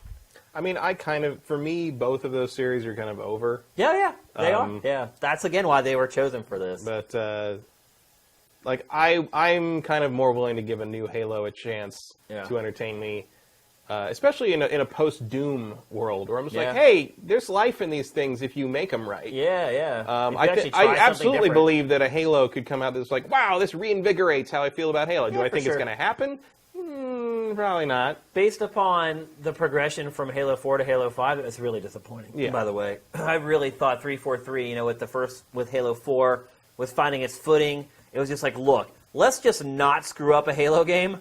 Yeah. Then I played Halo 5, and I realized, no, they actually made the game they wanted to make with Halo 4. Yeah, somewhere they made it again. Somewhere in 3/4, someone in that company thinks the Prometheans are fun to fight against, and I don't know who that is or what they have on everyone else in that company, but they need to have a conversation with them. Well, you see, like, the new God of War. Like, you see that there are old franchises that you've become tired of that can be changed to make you interested in them again. It is totally possible. But 343's had 2 shots at this, and neither one to me have been especially encouraging. They're solid games. Yeah. But that's not what you expect from Halo. But they don't have the fire that, 2 and 3 did. Nope, or the spark either. So, all right, let's move on to the next one. I like this topic. This is fun. Would you rather, and maybe you kind of answered this maybe a little earlier, would you rather have one definitive VR platform or multiple head-mounted displays? Well, it's an impossibility, but I would prefer one definitive one, just because maybe at different price points. But if you had one, maybe you don't have the Vive. You only have the Oculus, or you only have PlayStation VR. Yeah. Well, what if that's the definitive one I would want? Would be something with room space. Yeah. Or maybe I think they should all have room space. Yeah. It's just, I mean, in a lot of ways, Oculus... There's been a lot of debate about this lately, because Valve has said, we shouldn't have exclusive games to one platform, and then Oculus is easy for the guy who makes the headset that can do more. Right. And then Oculus is like, oh no, we should have exclusive games, and they had the whole DRM fiasco that's now kind of been resolved. Which is, I mean, right call not doing that, because it's not like I have games that are exclusive to my NVIDIA card or my Intel processor. Like, that's not how PC gaming works. Yeah. So I was shocked that they even tried to go for that. Like, they're outsiders. Yeah, but it's like, not a good look. Yeah. Well, then their DRM was beaten in like a day anyway. Right. So. I mean, yeah. Revive is a solid workaround, but it's like, now you don't have to do that. It's just like, yes, okay, we recognize where we are, and it's time to go there. So the only odd man out is really PlayStation VR, which again, if you use all 3 of those headsets in the space of like 6 hours, you are going to notice that PlayStation VR is not on the level I've been of the saying other it two. all along. You have, but it's like, and it's like, again, if you never use It's anything the other than budget VR. it is, but if you never use anything other than the PlayStation VR, you're probably not going to have you're not going to be like, oh my god, this looks like crap, because it doesn't. It's also the most comfortable of the three. It is. But if you play with all of them in the space of a day, you'll be like, wow, like this thing looks markedly less. It's not even just how it looks. It's just the interactivity of the games, because it doesn't have room stiffer, space VR. It's and neither does Oculus, but it's like there's a little more fluidity to what you're doing in Oculus with the motion controllers than with the Move. Yeah. And I'm not saying it's bad. I'm not saying cancel your pre-order. I'm just saying you get what you pay for with these things. But the PlayStation VR is going to have experiences that you can't have on the other two because it is Sony and on PlayStation. And on one hand, like I'm happy to have a PlayStation VR in addition to the Vive, so I can have the different things to play with in that regard. Because I want to. Think you'll ever get an Oculus now that you have Vive and PSVR? I see no reason to. Yeah. Once you have Vive, there's really no reason to own an Oculus after that. Not at None. all. It's just superior technology, and it'll play all the Oculus games. Yep. No reason. Yep. So PlayStation VR, it would be super Tons of cool exclusive games if on I could play the VR. exclusive PSVR stuff on the Vive. Yeah, but that's never gonna if happen. I can't, again, it's the same situation as a console thing. It's like I will have a PC and I will have a PlayStation because Sony makes stuff that I refuse to pass up. Okay. I would rather have multiple headsets. Purely because if you look at the market already, the three look, Oculus and Vive are pretty close, but they do kind of have characteristics that are unique to each one. And PlayStation VR is on the whole other end of the spectrum. So what you're getting is a wider variety of software because each head-mounted display has things that it's really good at and better at than the other ones. And the developers, not so much now, but eventually will play to those strengths. And you'll start getting different kinds of experiences. Like, I'm guessing a lot of PlayStation VR games are going to be games where you just kind of sit there and you aren't very active and you're like a passive participant in stuff, which is fine. Like I've talked about, like the kitchen demo. Yeah, if you use it the right way, one of the best it's great. VR demos I ever had, and I couldn't move. I had to sit in a chair. I was like tied to a chair, and it was petrifying. So there are strengths and weaknesses for each, but I feel like if you just have one, you're not going to really push those boundaries of what a medium can do. And so I feel like it'd be better if we do have different ones, and there's more coming. Like there's like five other head-mounted displays that are in development right now and on the way. One thing I would say about having that many, and I guarantee you'll see a new Rift and a new Vive within 2 years. I don't know if it'll be that quick because man, they put a lot of money into these things, like, and they need to build their consumer base. And I mean, I'm assuming they'll be backwards compatible. At least for sure. They'd be idiots if they weren't. But I think 2 years might be a little early. I think you'll be replacing these things every 2 years. Roughly. If Sony expects people to replace PlayStation VR in 2 years, they're going to have a mutiny on their hands. People will freak out because Sony probably be slower, but the high end stuff, I think you'll be seeing. Not that like your Vive is obsolete, but I think like the incremental upgrade thing is going to apply to this too. And the one thing I would say is that, like you said, playing like all of them in succession at E3 or at another trade show is, I don't think PlayStation VR is worth $400. Like.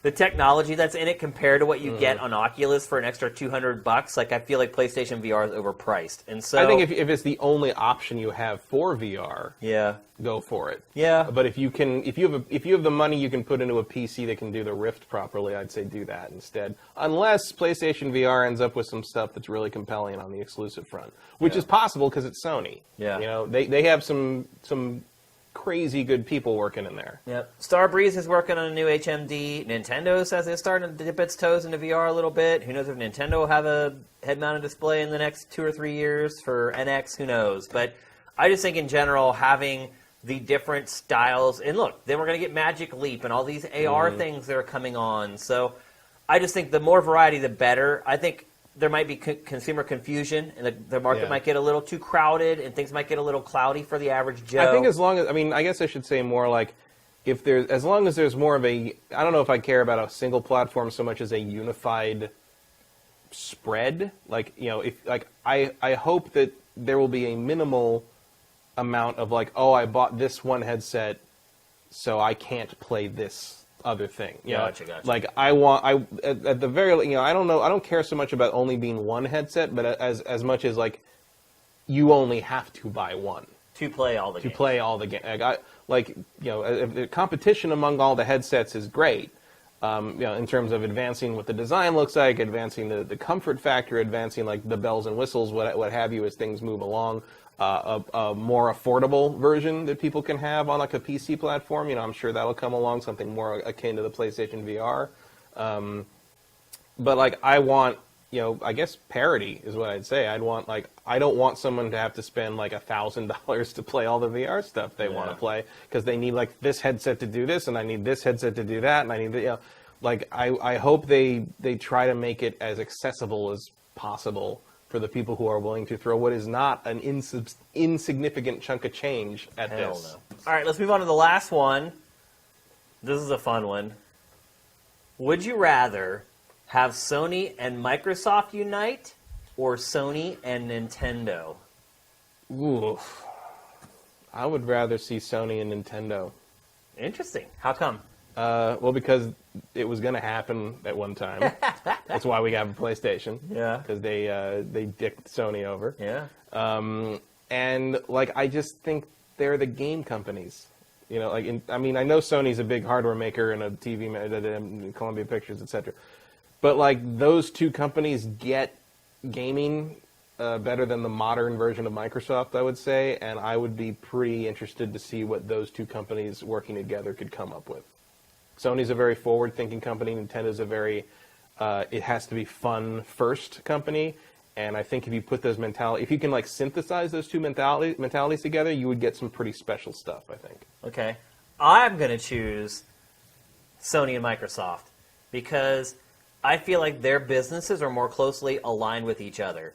And I feel like mixing Nintendo with either of those companies would be a terrible idea. Because, first of all, it's never going to happen. But second of all, Nintendo needs to be allowed to do whatever the hell it wants.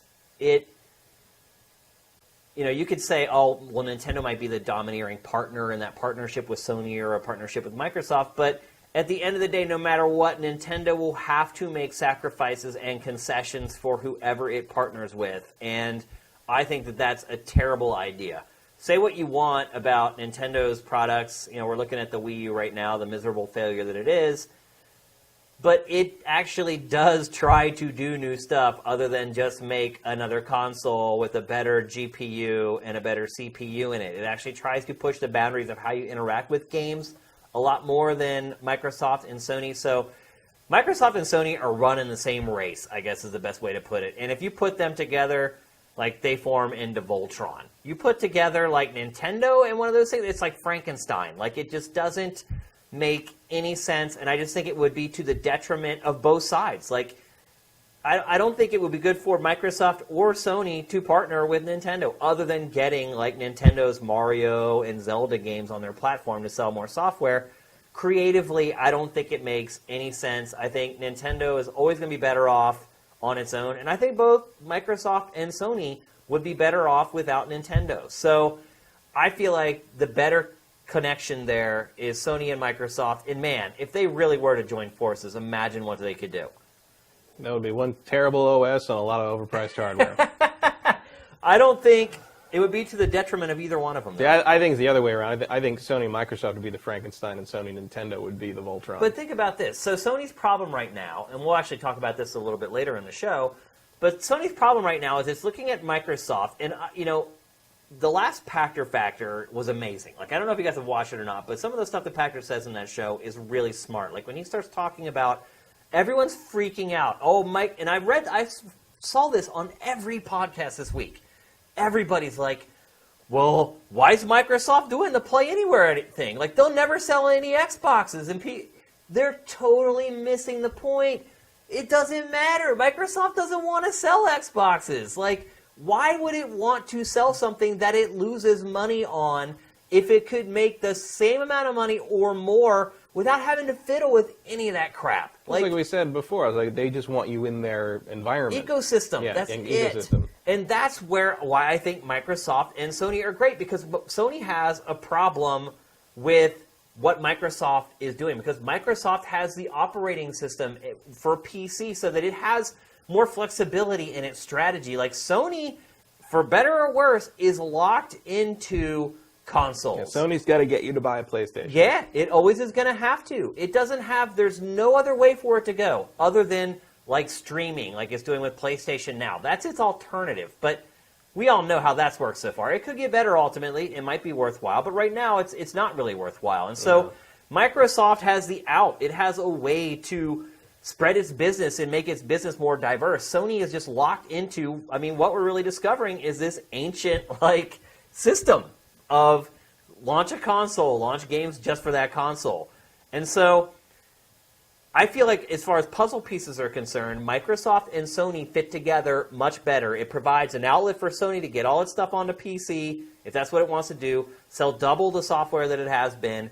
Microsoft is smart. It's figured out, like, why are we so concerned about selling these PCs in a box that we lose money on every single one of for no reason, when we can move people to PC, get rid of all that hassle, all that R&D, all that crap that we've been dealing with for the last 10 plus years, and just sell more software. Well, from a business standpoint, yeah, you're right. Like, that would be the best synergy in terms of, but the question was, would I rather? Right. And I think Sony and Nintendo would give us some amazing games. Yeah. I'm not a Microsoft or a Sony shareholder, so I don't care how much money they make on the market. Yeah, I don't either. I want to see what But you think when you put those two philosophies together. Because before, when they did that, they gave us the Super Nintendo sound chips. Yeah.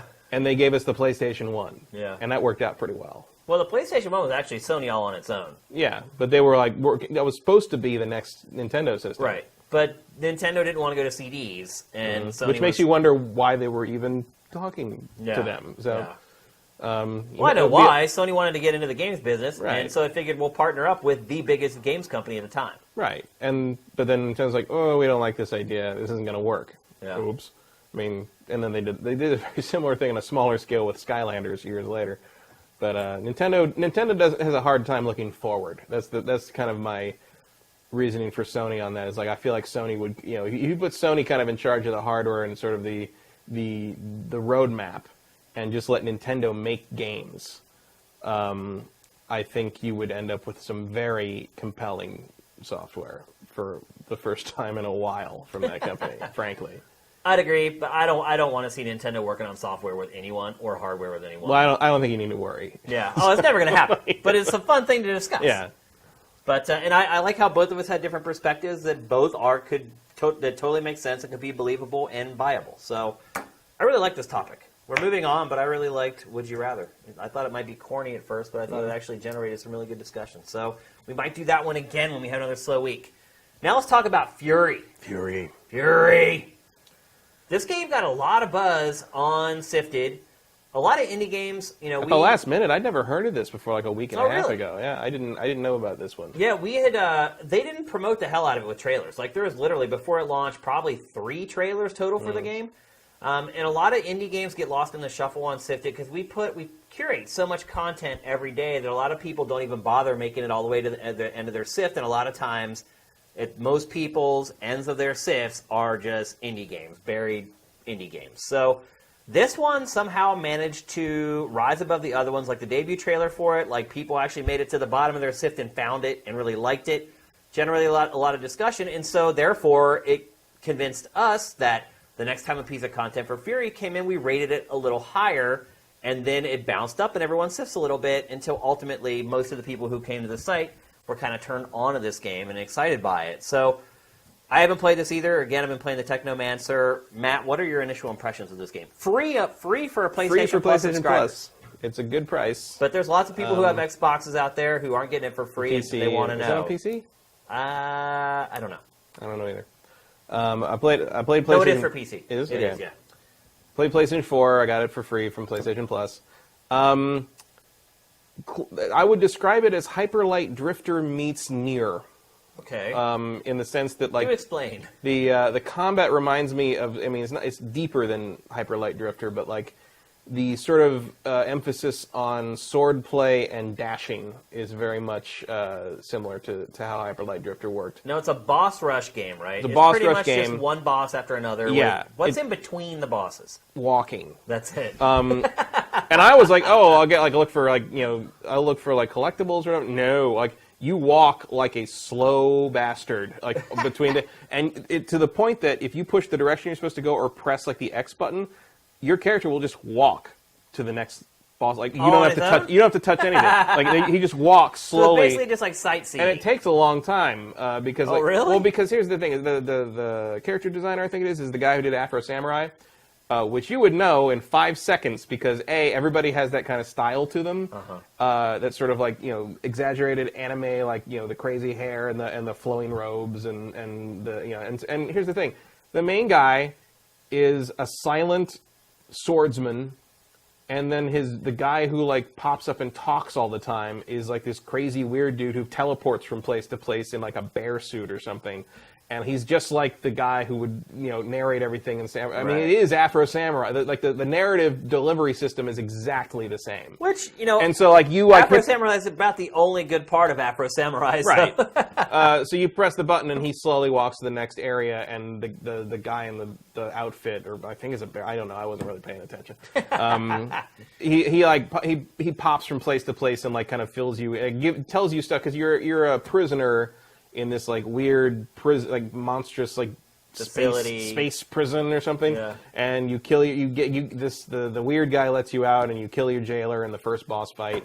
And then like from there on he's like, oh, we got a lot of stuff to do and I'm going to tell you about these next person you're going to fight, and like what you kind of start to piece together basically that like you're not a very nice person. Right. But no one at this prison seems to be, and so like they're slow. I'm 3 bosses in. Okay. I think there's 10 total, 9 maybe total? I don't. I mean, I'm not even halfway through. I think because let me tell you, this game's hard. Is it? Like most boss rush games are. Yeah, but that's this all they one- got. So they got to make the bosses like hard as balls. Right. So but it's interesting the way it works because like there's a lot to it, and it doesn't tell you it straight out. Like it doesn't like lay everything out. You kind of have to. It tells you the basic stuff you can do, and then you sort of figure out how the system works on your own.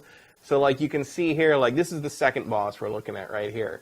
So, you see the life things up in the corner? Yeah. So your life is up in the upper left corner, and all those little squares are a life bar, a full life bar, like, up top there. Okay. And if you run out of that life, so each boss has, like, a bunch of different phases. And finish a phase, you knock them like that. You knock them down, their life down, and you do like a little finishing thing, and then you move on to the next phase. If you run out of life bar during a phase, you fall over, and they usually make fun of you, and then you have to start that whole phase over again. What are the other smaller bars underneath? Those are the individual life bars. Okay, got so it. like Got you. So that's a whole each life, yeah, and each then within individual- each right. life you have the top bar. Right. Gotcha. But if you can beat a phase, you get that life bar back. Okay. So you can make up lost ground if you do lose a bar. And some of their attacks, like you're talking like you can take 3 hits. Oh wow. Maybe, and some of them, you can. That sounds like Technomancer. So you've got a parry, which you have to parry. You cannot block. You have to parry. They will hit you through it. But if you parry, it glows green, and you can usually counterattack. Okay. You have a dash, which is invincible and chargeable. So the longer you charge, the further you move. You have. Does that have to recharge, or can you dash at You will? can dash one after the other, Okay. but there is like a split second of Cooldown. cooldown. Not cooldown, but it's like you can't press the button again that fast, and if you dash into a bullet, you get hit. Gotcha. And you have your gun, which you saw like the pistol he's shooting. Yeah. And then this is how each phase with the boss ends. So once you get their like main life down, you go into this sort of close-up duel situation, and if you can survive this and get their red life down to nothing, you win the phase, and then you move on to the next phase. So you have the sword. You have like a charge attack with a sword. You see that phase just got finished there. Yeah. And then you have your pistol, and you have a charged shot. And you have to figure out how to use all of these things to get through each situation. And it's kind of equal parts like crazy like melee combat and like bullet hell shooter. No, wow. So you can use your gun to shoot a lot of the projectiles they send at you. Some of the projectiles are green. If you shoot those, that reveals a life up. So if you can dash your way through there and get the life back that way, that'll work that way. And each boss kind of has a different gimmick. So the first guy is just more of a straight fight. The second boss you saw there was like she's in a maze. And like there's and the maze continually grows back, so like she's using a lot of like powerful beam weapons that you kind of have to like take cover from, use walls, and then and get around behind her or whatever, and then but every phase evolves beyond. And the third boss is like this old man who controls time. So like there's a lot of freezing time and he moves much faster than you can because he controls time. So like he can kind of teleport between places I took me forever to. I mean, you mess up once on some of this and it's like, oh, do the whole thing again, and like it's. Are you enjoying it? Yeah. It's that was the best yet ever. like it feels like I should be frustrated and annoyed with it, but I'm not. Oh, and it's like I don't feel like I'm wasting my time because every time I fail, I learn something. Yeah. So like no, that's the key, right? Yeah. And then like it's the guy after is like kind of a close-up swordsman, like so everything's very different. Every phase is very different, and even when the phases are similar, they're changing something up. There's like, oh, I got to do a totally different strategy. Even though it's the same, the guy's in the middle and he's sending out waves of things I have to dash to avoid. Oh, but it's totally different in the way it's approaching that. So now you have to totally change. No strategy works twice against any boss. Is there a score in the game, or they time you or anything? No, not that I mean, maybe there's like a mode like that after, but like at this point, it's just like survive. Yeah. Just win. That's the only criteria so far. Now, obviously, you got this for free on PSN. Yeah. Assuming, I believe it is right that there's like 9 or 10 bosses. Assuming that's the length of the game, how much would you be willing to pay for this game, Matt? I'd probably pay $15. Yeah? Yeah. I think it's a fair $15 game. I think it's actually $25. Oh my gosh. But I would pay $15 to $20 for it. Ooh, $25. That's what I read. I guess Inside was $20 for 3 hours. It's been interesting to see. You will not beat this in 3 hours, I'm pretty sure. Yeah. I mean, this is a game that's going to take you a while, not because it's long, but because you're going to have to get real good. If you love kind of the Dark Souls stuff or the Ninja Gaiden style combat, this is something you're going to dig, I think. It's been interesting. This is totally on a tangent. If you have PlayStation Plus, download it now. Oh it's like the best, probably one of the best PlayStation Plus games ever, I would say. It's at least since they kind of switched PlayStation Plus's free stuff to becoming more of a standard indie game outlet. It is definitely one of the best offerings in the last year, I would say. It's been, and this is totally on a tangent, but it's been interesting to watch the reaction to Inside this week. 3-hour indie game that's $20. I shared my experiences with the game last week on the show, and then we had someone else who was writing the game eval, Dave Lekovich, and I think it came in around a 5.5 on our scale, which for an indie game is pretty high. I think we have one other indie game that maybe scored higher than that one. I think that was King's Quest. It got a 5.8 or something like that, because our scale isn't kind, because generally the length is short. There's not a lot of connectivity in a lot of indie games, so usually they kind of end up with lower scores. So I ended up with a 5.5, and I was like, I enjoyed that game. 5.5, it was his evaluation, and we try not to meddle too much with scores. What we do whenever we look at scores from freelancers is we try to look at our other game evals and make sure that there isn't something out of step. We were like, wait a minute, you gave this game this in this category, but this other game clearly is superior than that, and it has a lower score. We try to avoid that stuff. But generally with our freelancers, we try to let their opinion be, as it were. And so I saw that, and I was like, maybe that's a little low. But then the reviews started coming out this week. A couple sites had gushed over that game last week, and I kind of did on our show. But now the reviews coming out for Inside this week have been far more critical. A lot of people are like, I don't get it. I feel like the same 3 puzzles were used over and over again. So it's just interesting to see how perspectives on things can change. I found it a refreshing experience from what I had been playing. A lot like Limbo, but we hadn't played Limbo for 6 years. So a lot of people have been a lot less forgiving on it. So it'll be interesting to see how Furi shakes out. It's difficult to review these games. I mean, that's just the bottom line. When you're paying $20, $25... I would hate to review this game, because I don't know how long it would take me to get through it. Right, yeah. This is a game I'm going to come back to periodically when I feel like just, throwing myself against a wall. Yeah. Which is something, that's... I can see some of the shmup bullet hell stuff you're talking about with this guy, yeah. Yeah, this is the close-up guy. So this is a whole different... the previous bosses have mostly been distance stuff that you then have to close in on. Yeah. And this guy is this guy fights close, and so you have to really hone your parrying and really hone your dodging in a way that just you didn't have to in the other bosses. So the one thing is, even though it is a boss rush, it does a really good job of continually challenging you in different ways. I love the art style of this game, but the game looks really empty. Like I love the characters and I love the colors and the shades, but like most of it's just like a big empty arena. I feel like it loses out a little bit on its there's a lot potential. of backstory that's slowly delivered to you over the course of, so far at least. So it feels like there's like some real world building here, but yeah, there's not. The environments are battle arenas and not much more. You're right. Yeah. I don't really mind that because the last thing on my mind when I'm doing this is how pretty the why there's graphics no look. trees, but like or other obstacles to avoid. But you ain't wrong. Yeah, But it looks really plain. But I do love the art style. Certainly, it's a much better game than Afro Samurai. Yeah, they're probably not going to refund everyone's money and erase it from existence, I would think. Well, then they gave this one away for free, to a lot of people. So, all right, it's time to move on. I don't want to spend too much time on indie games. Sometimes we lose viewers when we talk too much about the smaller games. Another fun topic, the next one. This one is called Make the Franchise Great Again. And it took everything I had to not create a really funny, corny Donald Trump graphic for this to pop up on screen, but I try to stay out of politics as much as possible in my life and on the website. So it's just a fun title, no fun graphic. Some people take that stuff personally, even though we just be doing it for fun. So this topic is all about finding a franchise that we feel like is lost its way or is possibly dying, and then we try to find ways to revive it, make it relevant again. So Matt, what franchise are you going to make great again?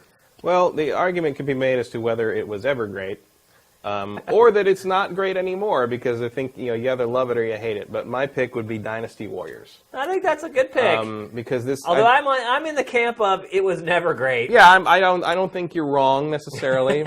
I mean, as someone who put 55 hours into Dynasty Warriors Gundam and doesn't know why. Yeah.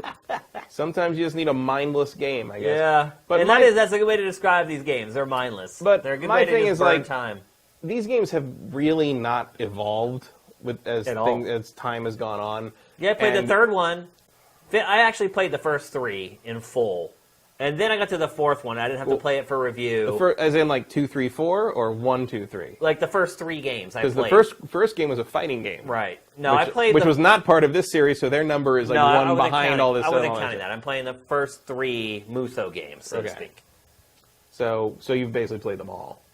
Well, yeah. Once I got to the third one, I realized I had played them all. And I've gone back and played everyone's, and there's little tweaks here and there. But it's like the thing is, I think, and I'm very specifically talking about the Empires spin-off series, where they kind of take all the assets from whatever the latest one was and sort of turn into it's supposed to be more of a strategy-driven thing, but it's not. It's really not. It's just the same damn game remixed. I would really love to see Dynasty Warriors kind of take a more active approach to the strategy idea, to the battle, like kind of, the tide tipping one way or the other. I would like to see them add some depth to the combat. Like, I know part of the appeal is just the brainless stuff, but I think like playing For Honor at E3 really made me think like, man, if Dynasty Warriors was more like this, maybe not this far in that direction, but if it was more like each battle is a real combat when you meet a lieutenant or a general, and not just in the sense it's like, well, you got to use your 7-hit combo 40 times to beat him, which is more like the Because that was one of like the new features that eventually came online for this game, was like having the lieutenants. You weren't just hacking and slashing drones anymore. Like, there's this bigger dude on the battlefield, but there was nothing. But they're not any smarter or any better, and the fight isn't any more interesting. About the battle. No. It's just like, now I just got to hack this guy like 80 times instead of 8 times. So I would like to see that, maybe like a little more involved multiplayer, like, co-op kind of situation where, you really do have to. I mean, almost like a League of Legends idea, where it's like the team's got to work together to win this fight, and if you can lose because someone's not holding their end of the bargain up, basically. Yeah. So I would basically want to make it more of a tactical game, and more of a game that requires skill rather than just time. You know what I'd like to see? I'd like to see a Western developer tackle this genre. Yeah. I guess, that's kind of what we're getting with For Honor. Yeah, I mean, For Honor doesn't have the mindless, like, kind of... There's a sense... It's just so funny watching the footage. And this is Dynasty Warriors 8, by the way. Like, this is the latest like one? The latest game, yeah. I couldn't have told you. Oh, yeah, because it all looks the same. Like, this is so funny watching, like, 50 dudes all flinch at the same time. Like, there's a unit commander. I haven't played the Dynasty Warriors. played every once in a while. If I'm gonna play a Musou game, I will probably play Samurai Warriors because I think Japanese history is more interesting in that regard.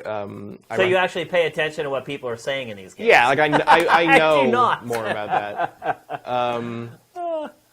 But like, I mean, not to disparage Cow P, but it was my favorite name in the Dynasty Warriors series because that man just.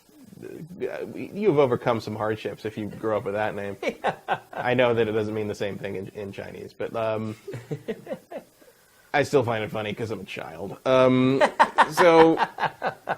yeah, I think if you really kind of came at this, maybe made it a different. I'm not saying Dynasty Warriors 9 should be this, but like I think there's room for making Empires a more involved and interesting and skill-driven game.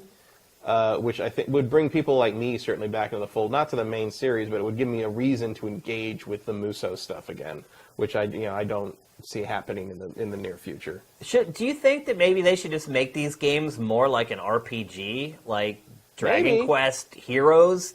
Like maybe. It's basically like this, but it has like RPG elements where you gradually like increase your attributes and things like that. I mean, they do have that in these at this point. I mean, you can level up your weapons or like and stuff like that, but it's not like you get like new attacks and like spells and things like that as you go in Dragon Quest Heroes. It feels more RPG-ish. This just there's a lot of room for more emphasis on character growth. Yeah. I feel like that would be a good step for it. It would be nice. I mean, there's a lot of really obvious ways you could improve this game. They just don't care to do it. Because they make money no matter what they do. Right. You would think eventually that gravy train would run out, though. No, there's the whole conspiracy theory about how that works, which we had a couple of experiences that back up back in the day that like basically these, there's sort of a cadre of like kind of the whole organized crime Yakuza thing that like they support a lot of traditional sort of what we would think of as conservative values, and this is sort of like this like great nationalistic sort of pride thing is like they support the Musou games, and if you run a retail store in certain areas of Tokyo, you are expected to order your requisite number of Musou titles. Yep. And that's how it works. That's just how it goes. So there's also some shady stuff that like in the early days of this franchise where like Koei owned the rights to like produce CDs for the longest time, and they would like basically roll in like deals like if you want your CDs pressed, you need to buy X amount of copies of our games, or we won't like press your like. There's definitely shady stuff going on. There's a lot of weird things happening. It's like if you hang out in Japan with game developers for like more than a couple days, like going there and just seeing somebody at TGS is one thing, but if you go there and like spend like a week or two, the stories they will tell you will blow your mind. Yeah. Like, after a night of drinking where someone will say, all right, this can never be repeated in the press, but... And you will hear things that you're just like, what? Yeah. Like the very young video game industry in Japan was shady as crap. You can tell a little bit of that by, like, when you look at, like, there's sites that, like, or you've seen on forums where people, like, here's all the movie posters that they stole all the box art from, or all the songs in like the old 8-bit games. They're just like, these are just like they just made 8-bit versions of like Journey songs. Like Mega Man. All the Mega Man games basically stole music. All the Street Fighter music is stolen. Like I think production values might be the biggest help to that franchise, to be honest. Maybe. I mean, it is just bottom of the barrel fidelity. And I get it, there's 100 guys on screen, but with the power of the machines that they have now, there's no excuse for that. I mean, that's excuse for like 50 guys to like do this at the same time. That's the Japanese equivalent of like the Gamebryo engine at this point. It's just like, come on, like this, and it's like, look at the ground textures, like. And it's like, aren't those basically the same maps we've been playing on since the PlayStation 2? I mean, they're all the same battles, obviously. Yeah, they are, But they don't all have to be the same, everything. Yeah. So probably the best thing you get, if you sum it up in one sentence, it would be just change it. Just make it good. Make it different. Like, make something that looks like it could have been made in this decade. That would be my my request for Dynasty Warriors. And obviously they're not dying, because they still sell, at least in Japan. I don't know how they do here. Well, I mean, selling in Japan doesn't mean what it used to. No, but I'm sure that, I'm sure this is sort of like the old Star Trek movies where they know exactly how many people are going to come. Yeah. And they budget it accordingly. But it would be nice to see this series. They must think not many people are coming because the Yeah. budget for this game is low rent. Wow. I know, that's what I'm saying. This Like, is look the at that most cape. recent Look one. at the cape. The cape doesn't. Oh, I know. Look at it. Like that cape came right off the PlayStation 2. I could animate that cape. And I don't even know how to animate anything. All right, my pick for the franchise that I'm going to make great again is Resident Evil. I think a lot of people saw Resident Evil 7, and they thought to themselves, Capcom is making Resident Evil great again. But I disagree. I don't think the direction that, from what I've seen so far, and keep in mind that what we've seen of Resident Evil 7 so far, they've gone on record saying it's not the actual game. Mm-hmm. They said it is first person, but that's pretty much all that they've said. So I do not believe that what we saw in the demo for Resident Evil 7 is the right direction for the franchise to go. I think it needs to make massive, sweeping changes. And my first change would be completely ditch the whole story in canon and start over again. I thought they would have done that by now, frankly. Get rid of Umbrella and Wesker. I mean, some of this stuff's already been handled already. But just get rid of all of it and start over. Because I don't think that Resident Evil is really known so much as this game about the Umbrella Corporation and the T-Virus and the G-Virus, as much as it's just known as being one of the best scary video games. I think that's the element that's more important. Look, they've already transcended zombies. They've got rid of just like the shambling zombie. In Resident Evil 4, they had the Ganados and like these possessed people. Still to this day, I don't even know if I know what the hell was going on in Resident Evil 4, what turned those people into what they were. But they moved away from that, and a lot of people heralded it as like the greatest Resident Evil of all time when it came out. So to me, it shows that the fans are flexible and they're willing to allow this franchise to be a little bit more pliable. So I don't think there's fear that if you ditch a lot of the conventions of the series, that the fans are going to rebel. Although Umbrella Chronicles may beg to differ on that. Yeah. But that game is just bad, so that's kind of irrelevant in this discussion. But they need to completely forget about the past, get rid of Umbrella, all the contrivances and the BS. And again, in Resident Evil 6, they did kind of wrap it all up. I thought they had kind of wrapped it up in Resident Evil 5 as well, though. Yeah, I thought Resident Evil 5 they were going to, like, reboot after that, basically. So, yeah, I guess what I'm saying is reboot it. But here's the other most important thing that Capcom has to do to make this franchise great again, and that is quit thinking of Resident Evil as an action movie or even like a horror movie. I feel like a lot of the developers in Japan, not just Capcom, and not just the people who work on Resident Evil, but Kojima and a ton of others, fancy themselves as closeted movie directors. I don't think Kojima's closeted in right. that regard. Well, he's actually come out and said, I would love to direct a film.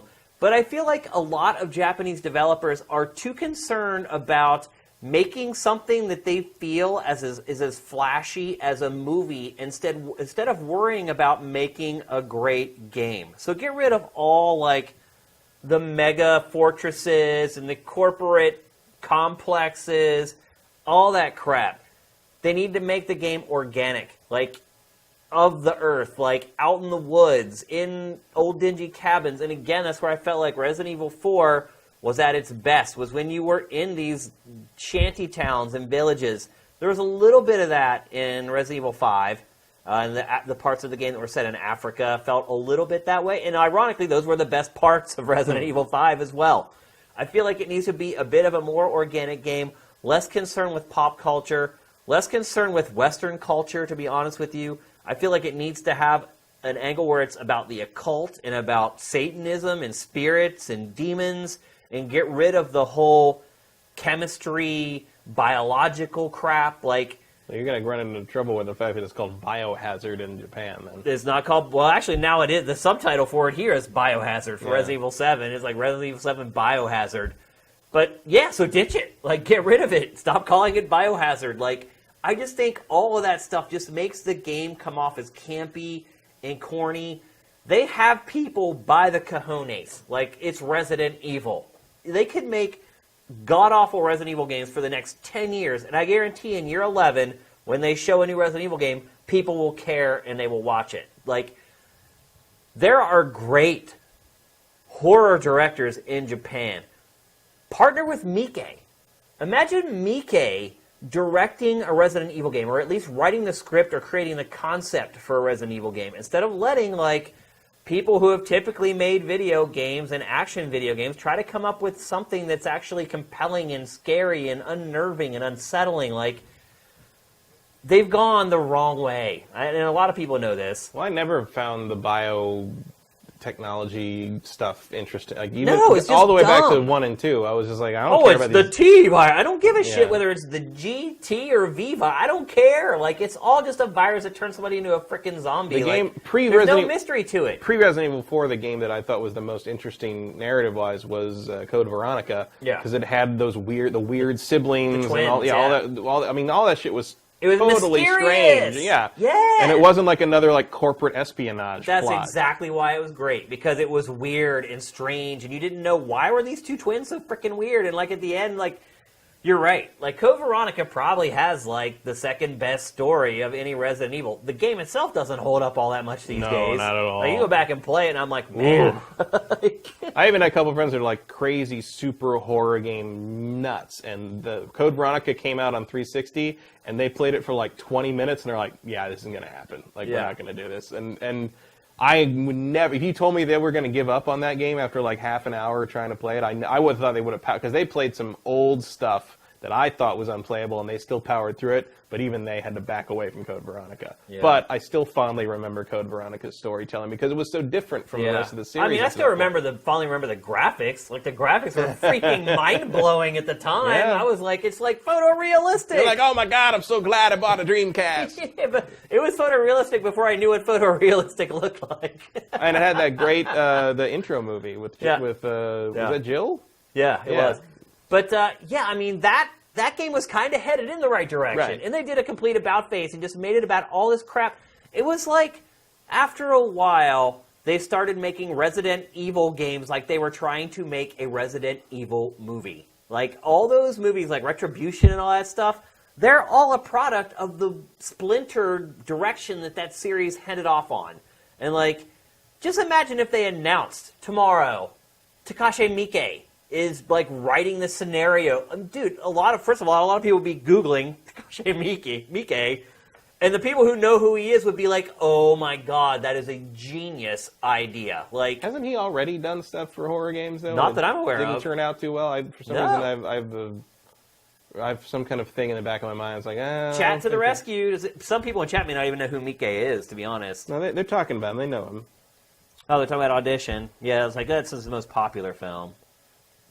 Audition. The Well, stand user, the FU virus. I think Ichi the Killer is his most popular film, I would say. Yeah, I guess so. My favorite film of his is Imprint. Like, that's a movie that just completely scrambled my brain. That movie bothered me for like a week after I watched it. But that's the direction it needs to be heading in, though, in my opinion. Like, that's where it needs to go. The occult, the unknown, the mysterious, the weird. Instead of this just... I mean, it's almost like the game is being, like, built by committee. Like, I feel like, ever since it lost its director, that's really where it kind of lost its way. Like, once it had, like, one guy's singular vision, and once it lost that, that's where I feel like it took a misstep and kind of lost its footing. But, then again, it's not like he's gone on to make amazing games either, so I don't know. But that is how I believe, or I'll do it this way. That's how I believe you make Resident Evil great again. Who was that? That's my Bill Clinton. Oh, okay. I thought it was gonna be. I thought, that's not Donald Trump. No, I can't even imitate Donald Trump. No, we're gonna make Resident Evil, and it's gonna be the best. We're gonna get the best people. Get the best Resident Evil. I have the best Resident Evils. Believe me, It's gonna be great. It's gonna be the best Resident Evil. Because that's what I do. I make the best Resident Evils. Everyone, ask anyone. I have the best. The horror Resident fans, they love me. They love me. All right, that's it for our first attempt at Make the Franchise Great Again. Be sure to let us know if you enjoyed that one. Obviously, there are tons of franchises we could do this for, but these are the first two that we selected. So let's move on to the last topic of the Big Six. So today, and this is why I'm glad that sometimes that we're doing the show a day later in the week because the story broke today that is really significant. So today it was discovered that Microsoft has suddenly started backpedaling on the Play Anywhere initiative. So if you're watching this live, I know you know it already. And chances are if you're watching the archive on Sifted, you probably know too because you are a hardcore gamer. But on the off chance that someone doesn't know what Play Anywhere is, basically Play Anywhere was announced at E3 and had really started before E3. But Microsoft announced it officially. It said at E3 that every game at E3 and every future Xbox One game would also be playable on PC. You would get the PC version for free, and your saves would carry over from the PC version to the Xbox One version, and vice versa, and back and forth. So essentially, you can play that game on either of the platforms, and it's a seamless experience. So, backlash happened after E3. People were like, wait a minute, what incentive do I have to buy an Xbox? Which we answered a little earlier. Microsoft doesn't care about that anymore. Pactor more directly answered it earlier. But still, a lot of negative publicity from it, a lot of negative press, a lot of people going at Microsoft on Twitter saying, I was going to buy an Xbox and now I'm not. So today it comes out that somebody went back and looked at the Microsoft's official statement on its website about Play Anywhere, and curiously, a couple words had been slightly changed. And unfortunately, the words that were slightly changed were some of the most important words in the entire statement. So Microsoft has since revised its statement to say, games shown on our stage at E3 2016 will be playable on both PC and Xbox One, but that's not even true. And so it comes out today that Dead Rising 4, in fact, you will not get a free PC version of Dead Rising 4 when you buy the Xbox One version of it. Yes. So Capcom Vancouver basically came out and just said, look, bro, we're not doing it. I mean, obviously, it seems that Microsoft has not paid Capcom enough money for exclusivity to make it worth its while to just give away the PC version of the game. So, couple things here. First of all, one of the games that they said that was announced and shown on a stage at E3 is, in fact, not a part of Play Anywhere. 2, Play Anywhere is completely nebulous after all the games that were announced at E3.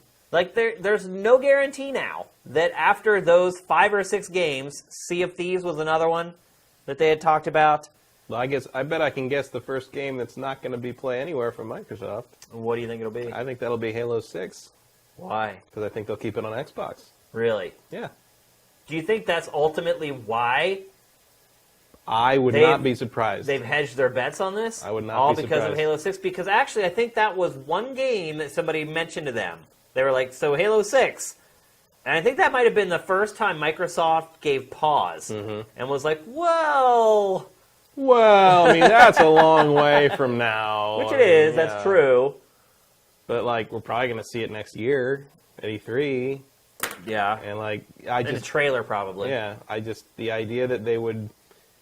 I just, for some reason, I feel like, they would want to keep that confined to the Xbox for whatever reason. I mean, Pactor's point is well taken, but I feel like that is going to be a hard habit to break, so to speak. And the other thing is, 343 even equipped to make a PC version? Was that kind of hey, we are? Wait a minute. What about Scalebound? Yeah. I mean, Platinum. I mean, it said Play Anywhere before that demo or whatever. That game's already been delayed a couple times. One more minute won't matter, I guess. Well, I mean, what happens if they're like, man, we're having problems with it? And look, it's not just a gimme to create a PC version. We've seen that with Batman Arkham Knight. We've seen it with every single Warner Brothers PC. Yeah, I mean, there's no guarantee that just because you've developed this in a PC environment that the game's going to be amazing on PC. I mean, there's myriad issues that can pop up with the PC version. And to be fair, I mean, this would be a bigger question in my mind if I cared about Scalebound anymore. That demo really... Do you really not care about it? It's going to have to win me back at this point, I think, because that demo I was not that deterred by encouraging. that. I thought it was cool to see everyone's dragons in a co-op environment and everything. I'm just not. The demo wasn't. Look, it wasn't mind blowing. No, but some But I remember what I saw at E3 last year. I know, but it's just like there was just so much jank to it that like I know it's not finished or anything. It's got a long way to go, but like the fact it's just another one of those. It's another one of those. Just generic. That too, but it's like, but there was all those like weird hard cuts where suddenly the characters were in a different place than they were previously, and all this, and it's just like it didn't flow. There was no like sense of. Imagine if that game had come out when it was supposed to. So, like, yeah, it's not like I'm waiting for this one at this point. I'm just like, well, I guess we'll see if it looks better closer to launch. Yeah. It's like, what I saw at E3 for scale, I mean, that almost was one of my downs. Yeah. But I was more interested in my blazing hot take on God of War. Where I just God of War just disappointed me in a way that, like, Scalebound was not.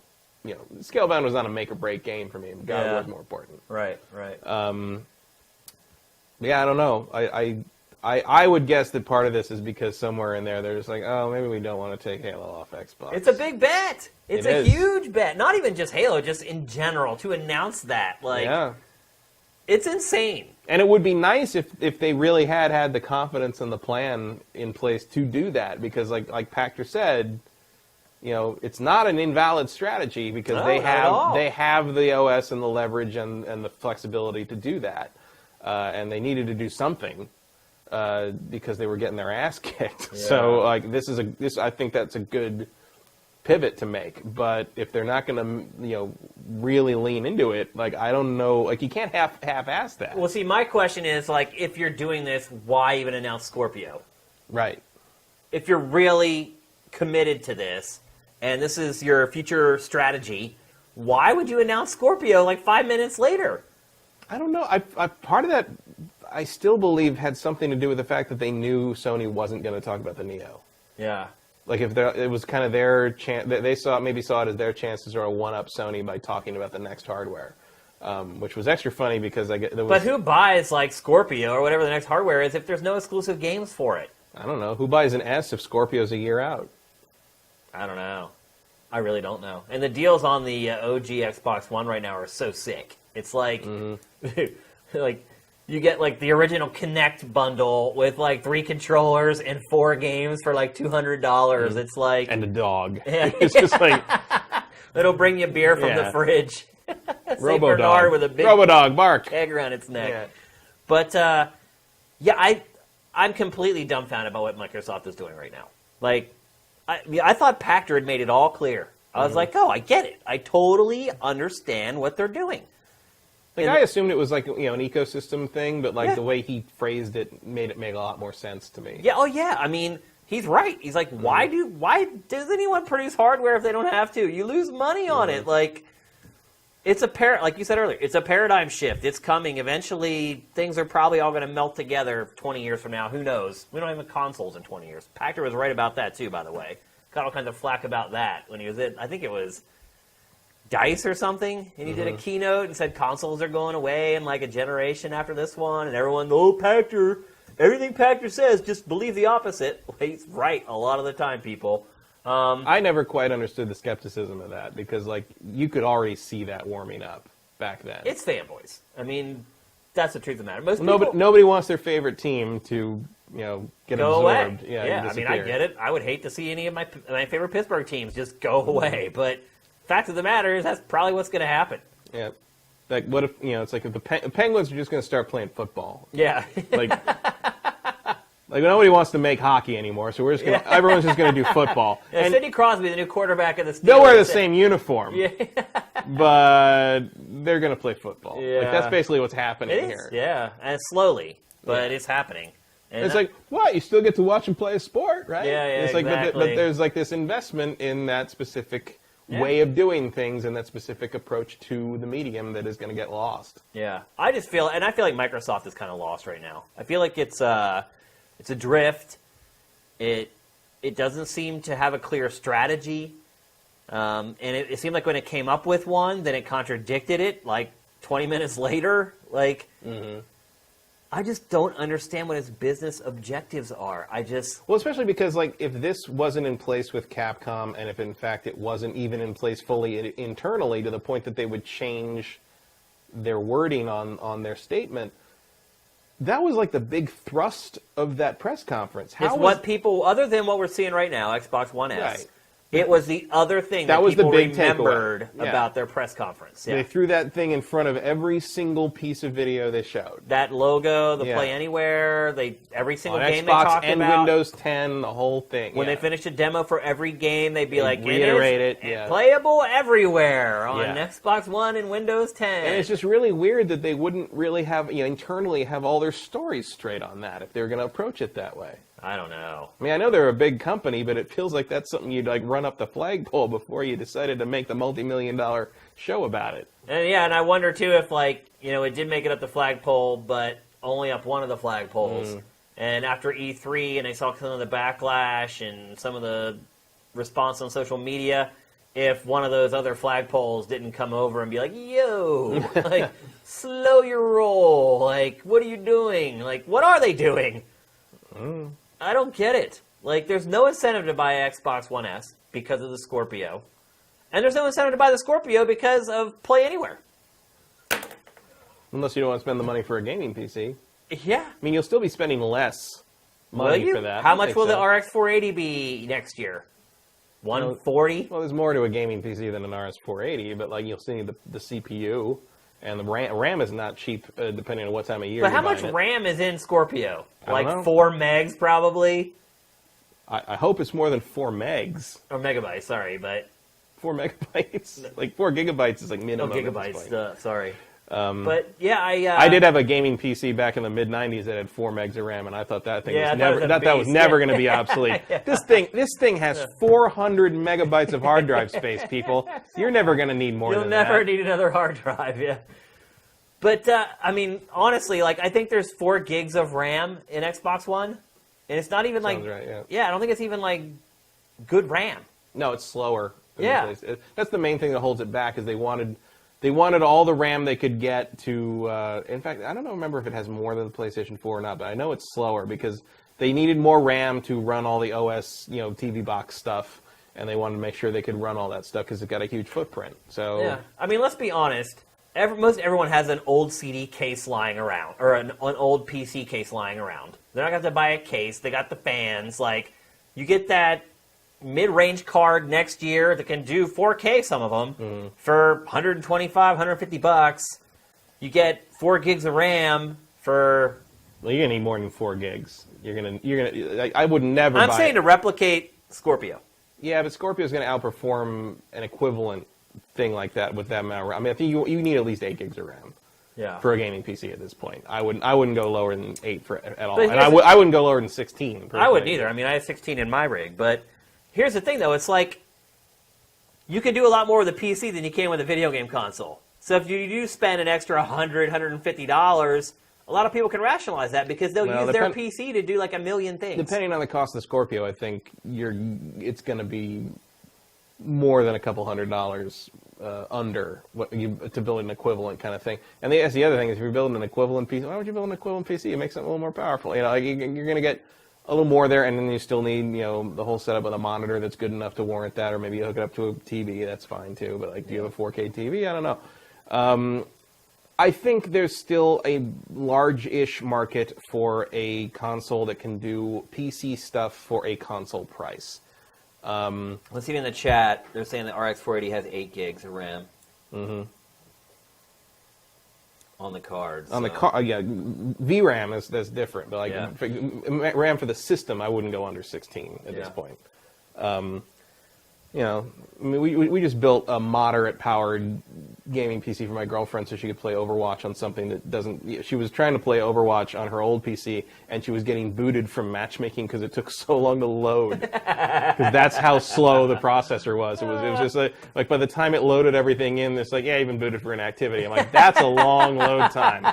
Wow. So we put together a decent rig and it was about $1,000.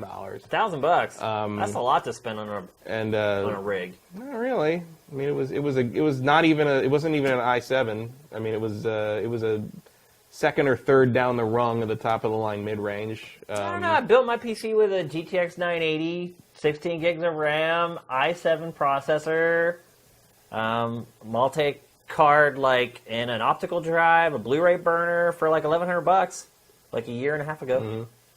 Well, we did basically the equivalent of that this time. You should have got a lot cheaper though. No, because I paid like $350, I think, for my GTX 980 when I bought it. I don't remember what the price. It was about that. It wasn't a 980. It was the Ti or whatever. Right. So it wasn't the graphics card wasn't the big expenditure. It was the processor. Processor was like $500. Yeah. So that gets you all the way up there anyway. Yeah. And we didn't get a lot of new hard drives because hard drives. Yeah, you don't need. But it was still more than buying a console. Oh yeah, I mean, it's always going to be more than buying a But console. look, I mean that rig is way better than a console, absolutely. Man. That rig will whip the shit out of any console. But there's some people that just aren't interested in that. Also, you got to build the thing, which, like you say, is like putting Legos together now. It's not like it used to be, but there's still a large chunk of people that Call of Duty Bro number 485 is not going to want to figure out which jumper cable goes into which. They'll just buy a PlayStation 4. Right. And I would have thought, kind of getting to the root of the whole thing here. True. I would have thought that the Steam Machine idea would fill in that gap in the market, but it doesn't seem to be doing that. Do they even exist? Does GameStop still even sell them anymore? I wouldn't know. I haven't seen one. It never occurred to me to ask. So I haven't seen them in stores lately. I know you can still order them. But of course. Clearly, whatever hole they thought they were going to fill with that, they either missed or that it's not there. Yeah. So I don't know what the story is on that. Maybe Microsoft is hoping that niche can be filled by the Xbox here on out. But again, if Valve can't do it, I don't know what hope anybody else has. Valve's pretty good. Well, Microsoft is good too. Microsoft's good too, but Valve seems like Valve's pretty good at seeing the opportunity and exploiting it. And if they couldn't figure out a way to break into that or make that catch on, I don't know, maybe it's because they don't do hardware normally. Yeah. But it's a big gray area right now, I think, and it'd be interesting to see what Microsoft can do with it. It'll help if you can only get Halo on that Xbox Scorpio. I don't know. I mean, what happens at Gamescom? They clarify everything? I feel like they're just going to pour more mud in the water if the history is any indication. People, every interview they do, they're going to ask, what's going on? Why did you change your policy? Mm-hmm. Hope Phil Spencer's ready because it's coming. I'm also very interested to see the interviews with Dead Rising people. Yeah. Because that's going to be good luck getting people to talk about the game itself at that point. Yeah. Everyone's just going to want to know what happened behind the scenes there. So to wrap it up, what do you think Microsoft should do? I think they should have just gone for broke with the Play Anywhere idea. If that's where they want to go for it. But making it sketchy like this and changing the wording and it's some but not others, but this E3 but maybe not next E3, you're just making people nervous. I don't even think it's just nervous. You're confusing the crap out of people. Yeah. And anyone you're not confusing, it's just like you were talking nervous. About Joe Blow Call of Duty. Doesn't like being confused, man. No one likes being confused. But the thing about consoles is they're plug and play. You know what you get. You plug it in, you put your disc in, or you download the code. It just works. And when you have people wondering, well, if I buy it for this and it doesn't play on that, but this is a game made by Capcom, it just gets way too much. You're making it way too freaking complicated. I felt I'd agree with you. I felt like the plan that they laid out at E3 was a clear plan. Until they announced Scorpio, then the water, they threw a scoop of dirt into the water there, and I was like, whoa, wait a minute. And then now, a couple weeks after E3, changing some of their official statements on it, Capcom Vancouver being like, yo, bro, we're not giving away the PC version of this, I don't know. I don't know. So when you say what should they do, I don't know what they do now, but I know I think I think they should have done. They should have just charted a course and stuck on it. Yeah. They should have. Now I don't know what you do to kind of undo what's been muddied here. Really what they should do, they should just lower the price of Xbox One, kept the same hardware, or if they want to show the Slim, fine. If they feel like they can manufacture it more cheaply, fine. Stick with your base hardware for Xbox One, whether it be the launch model or the Slim. Go forward exactly as you had said with Play Anywhere. it would work. Yeah. It could still throw work. money at Capcom until they agree. Basically. Right, give them another $100 million, whatever profit they thought they're going to make off the PC version of Dead Rising 4, and do it. Like, the Scorpio to me is the big mistake in this whole thing. Like, it doesn't make any sense with any of the other policies and ideas that they've come And up it would make sense if what Pactor had said was true, where it's like clearly they just want you in the ecosystem. They don't want you. They don't care That's if you what buy I'm saying. an Xbox Stick or with not. that. It makes sense. Like, But who now cares? with this, it's like, well, okay, now all my questions are back. About that. So you put out the 1S because you can make it cheaper, and maybe you're finally making some money on your hardware, or you're breaking even at $200 a piece or whatever. Who cares? As long as you're not losing money on the Xbox One hardware anymore, make them as you sell them. If people quit buying them, they'll all transition over to PC, and they're going to buy a PlayStation 4, which a lot of them have already anyway. Yeah. So we'll see. I would not be surprised if at Gamescom if Phil Spencer just gets hammered with questions about this. I don't think we have to wait too long to get some definitive answers on it. At least I hope not. Because the longer you wait, too, the muddier the waters get. The more that scoop of dirt spreads out through the water, and it makes it hard to see any of it. So we'll see. All right, it's time for our trailer of the week. Just like the rest of the week, there weren't many great trailers this week, but there was one that really struck my fancy, and I found it really interesting. Horror adventure games are a dime a dozen these days. Like, literally every day a new one is announced. I think if you go look at Sifted right now, there is at least 2 new first-person horror games announced today. This one is something different, I promise you. If you're a fan of H.R. Geiger, you're going to eat this trailer up. The game is called Scorn. This is a debut trailer. Get those questions in now.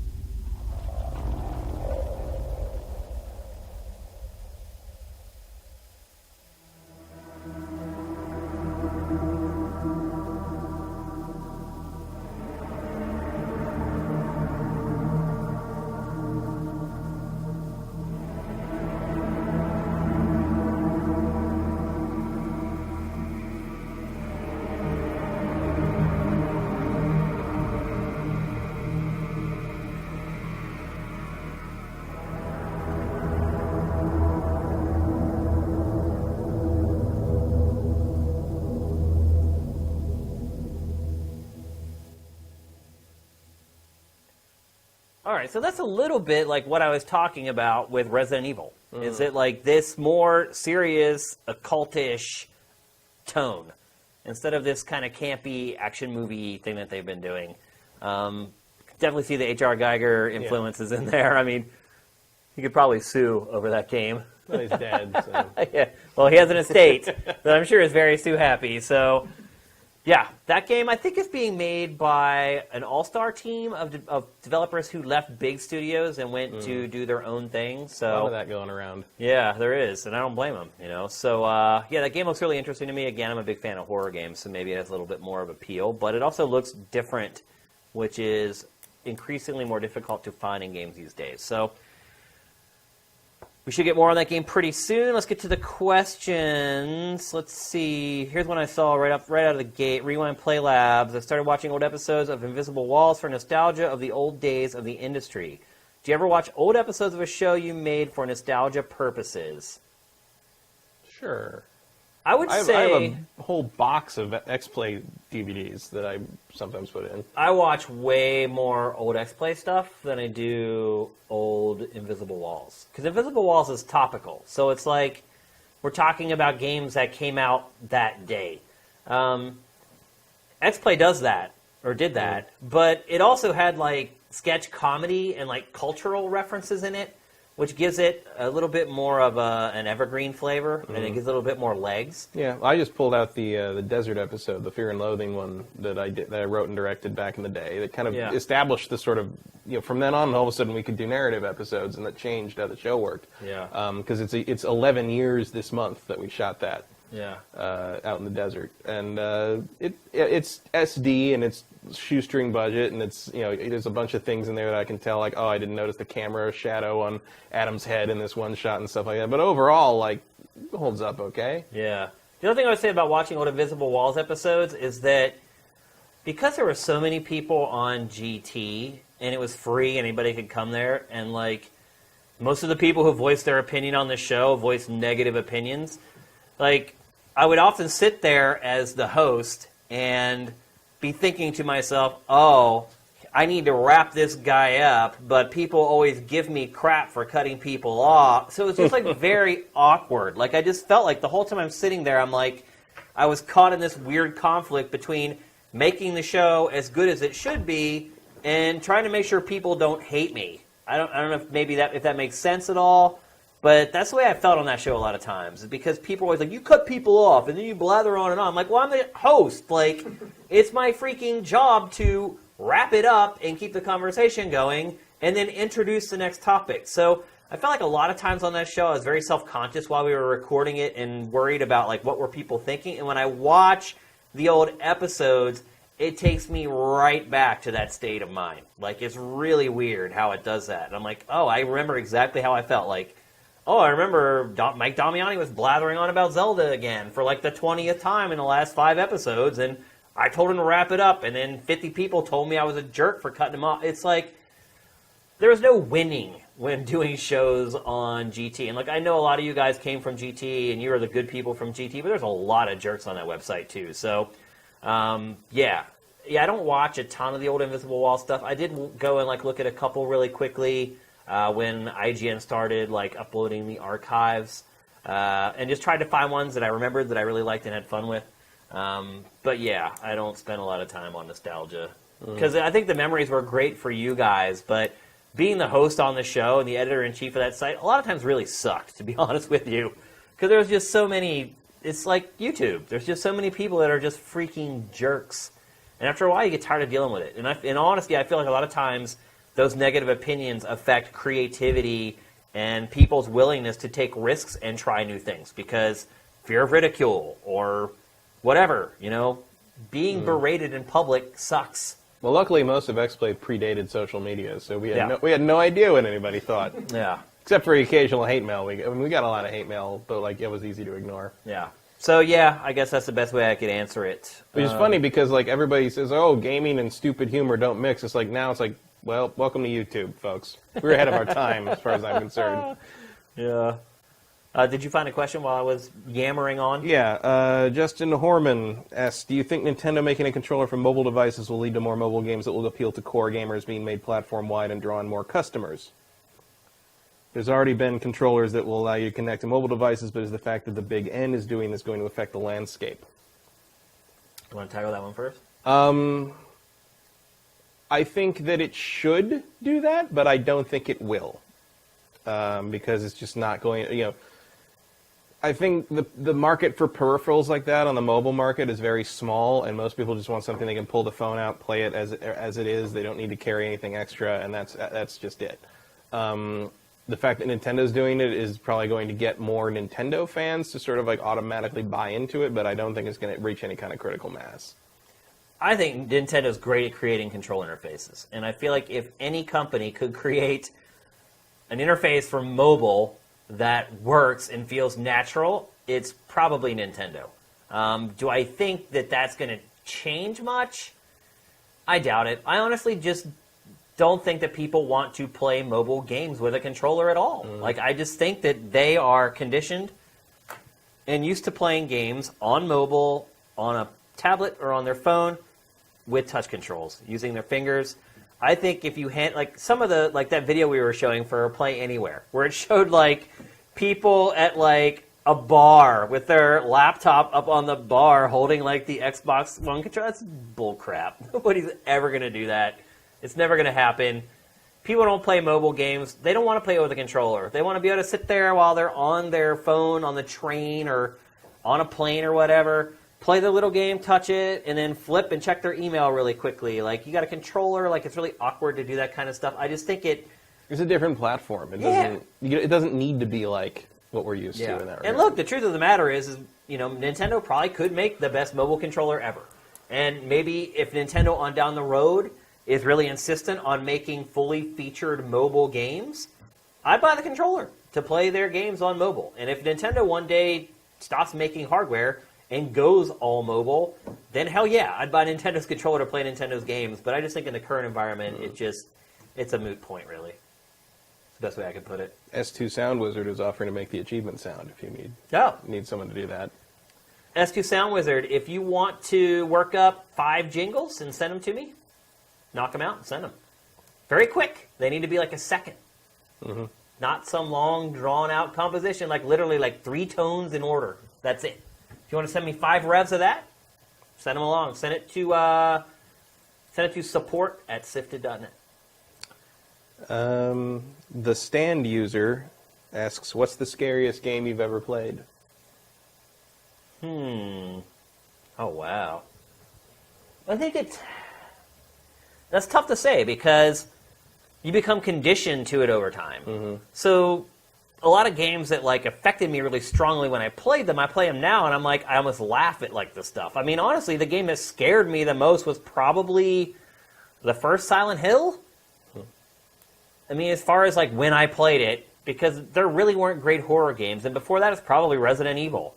But the first Silent Hill kind of did what I was talking about earlier. It was like this weird and eerie game that wasn't overtly trying to be scary. It was unsettling and unnerving.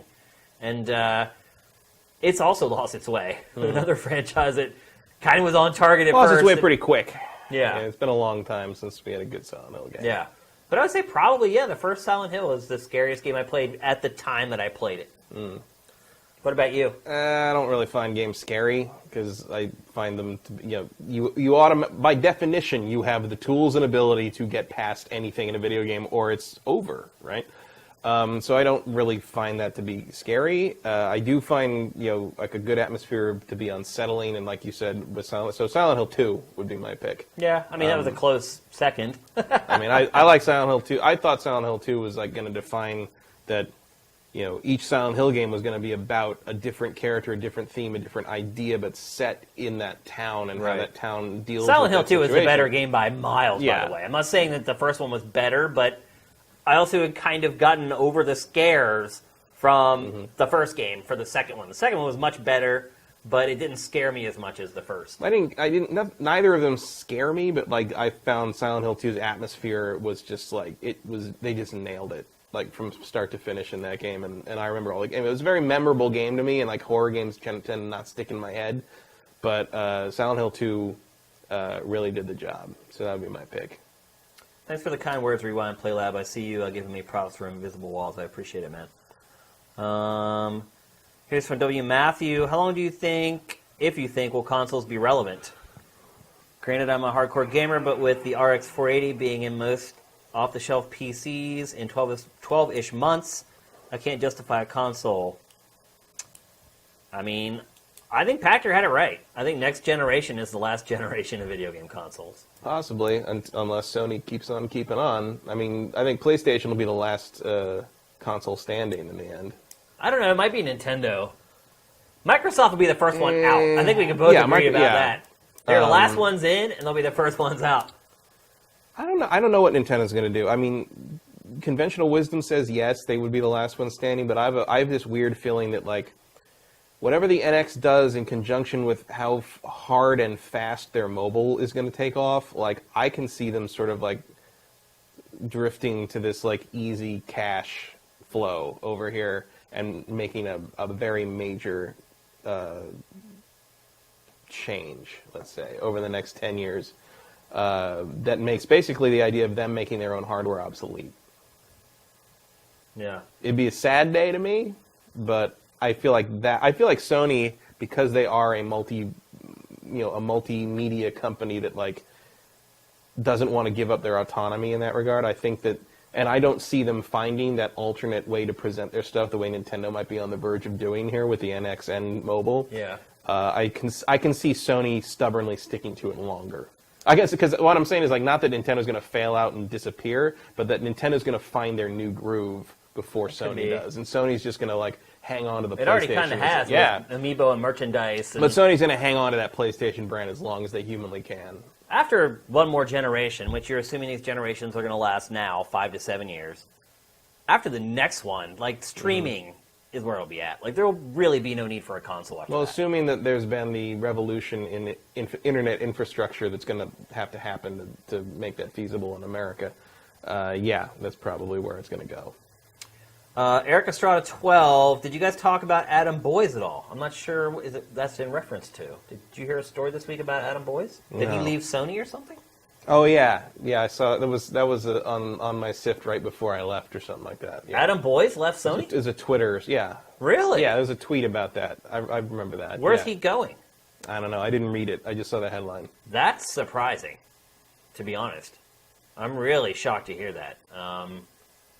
Adam's a great guy. It must be a great opportunity. That's the only thing I can figure. Because he really... I don't know. Maybe the chat will tell us. I definitely saw something about that before I left. Yeah, he has, like, his dream job. I'd be shocked to know that he was leaving there, unless he was promoted up to, like, a bigger position in Sony, and he's just not going to be as hands-on with PlayStation. I don't know. I haven't heard anything about it, so I can't really comment on it. He's saying he left to make games. No, he's going to go develop games. They're going to take a step back for the creative part of it. That's great. Game development. That's awesome to hear. I like that. I really like to hear that. A lot of people feel like they've made it when they're sitting around telling people what to do instead of doing it.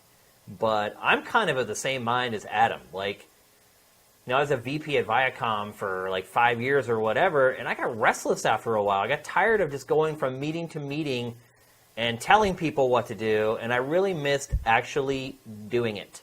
When we were building Sifted, like literally, I worked on Sifted for like a year and a half before the site ever launched, like a long time. Like, I left GT, I took like some time off, hung out with my family and my dad, who was really in bad health, and came back and pretty much just dove onto it right away. And people, like my wife, is like, "How can you do this? How can you work so many hours, 6 or 7 days a week, not getting paid any money?" And it was because I was loving what I was doing. Like, I just really enjoyed, after the 5 years of just being like, you do this, now let's all get together and do this. It felt good to be the person doing something for once. Like, I like creating stuff with my own hands. So I can appreciate, like, him taking that step back and being like, maybe he wasn't just enjoying himself anymore. Mm-hmm. It gets to a point where you can only get so much enjoyment out of watching other people achieve. You know, they always say, "Oh, it's all of us," but you know, the doers are the people who are making it happen. It's not the person who's there cracking the whip or instructing everybody. And I think I missed a little bit of that whenever I became an executive. So, all right, one or two more questions if we got them. Someone says corporate BS. Yeah. Danny Endurance asks when we'll see you interviewing developers again. Oh, I've actually done a couple interviews that we never ran on Sifted, oddly enough. When we first launched the site, we had a couple different publishers come in and show us games. And I did interviews, but like we just never published them because they were kind of for smaller games. We're in LA, so a lot of the big guys don't come down here. Like all the events are up in the Bay Area. So what you get in LA mostly are indie games and things like that, which, you know, I'm not saying that anything wrong with the indie games or I have anything against indie games. But when you start to look at the work and the effort to cut that interview together with gameplay footage and everything, all the time that we spent on it, and then we, you know, just looking at statistics from working at GT and everywhere else, like interviews are the least watched piece of media, or were, on game trailers by 50 miles. And that's why you slowly saw us start to transition out of interviews and into developer walkthroughs. So it used to be the way events would work is you finish the event and then the developers would just go around from outlet to outlet and do an interview and read the same bullet points to every single person. And they wouldn't deviate from that. They'd have their PR person next to them who would elbow them. They started straying off the script. And it just became pointless. Even though our shots looked better or whatever, and sometimes we asked better questions, and sometimes getting a no comment actually is a comment. In all honesty, it was one of the favorite parts of my job as a journalist.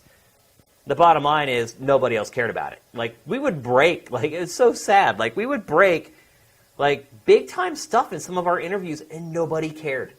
Like, we would finally get, like, developers to, like, divulge something about a game, and they'd be like, after the interview, like, man, you just got gold. Like, we didn't say that to anybody else. Like, you've got something no one else has got. Like, great job. You got it out of me. PR would come up to me and be like, yeah, you know, I may have to massage some stuff when I get back, but just run it. Like, and then we put it up, and crickets. Like, but we changed our strategy. And we're like, all right, well, instead of asking you questions, we're going to mic you while you play your game. And basically, it was like the first Let's Plays. And we started that at GT, something now that's done by everybody. Another thing that we did that we started, everyone else followed. We did tons of developer interviews in the late years of X-Play that I argued we should do developer walkthroughs because at least you get to see the game and it's not the same bullet points rehashed from every other site out there. And the developer has known more about that game than anybody. No, we didn't go for that in the end. Yeah. In the end, the idea of the, you know, I actually pitched a show that was Let's Plays at one point, and everybody looked at me like I had lobsters crawling out of my ears. Yeah. Like, it was like no one understood the concept about it. Yep. And I was always jealous that you guys got to take kind of your own permutation of that and make that sort of the meat. Do what the hell we wanted, yeah. Yeah, well, that was the I remember Hoffman going out there and it's just like, oh, so we're gonna mic you up, you're gonna play the game. I'm just like, look at all this information they get to present that like otherwise is just it's way more informative to me than like B-roll plus bullet points. And I don't know. I always admire that you guys found that solution for it, and I was always irritated that I could never argue my way into letting us do that too. Well, yeah, once we started doing them, like, they were doing like 5 times the views of...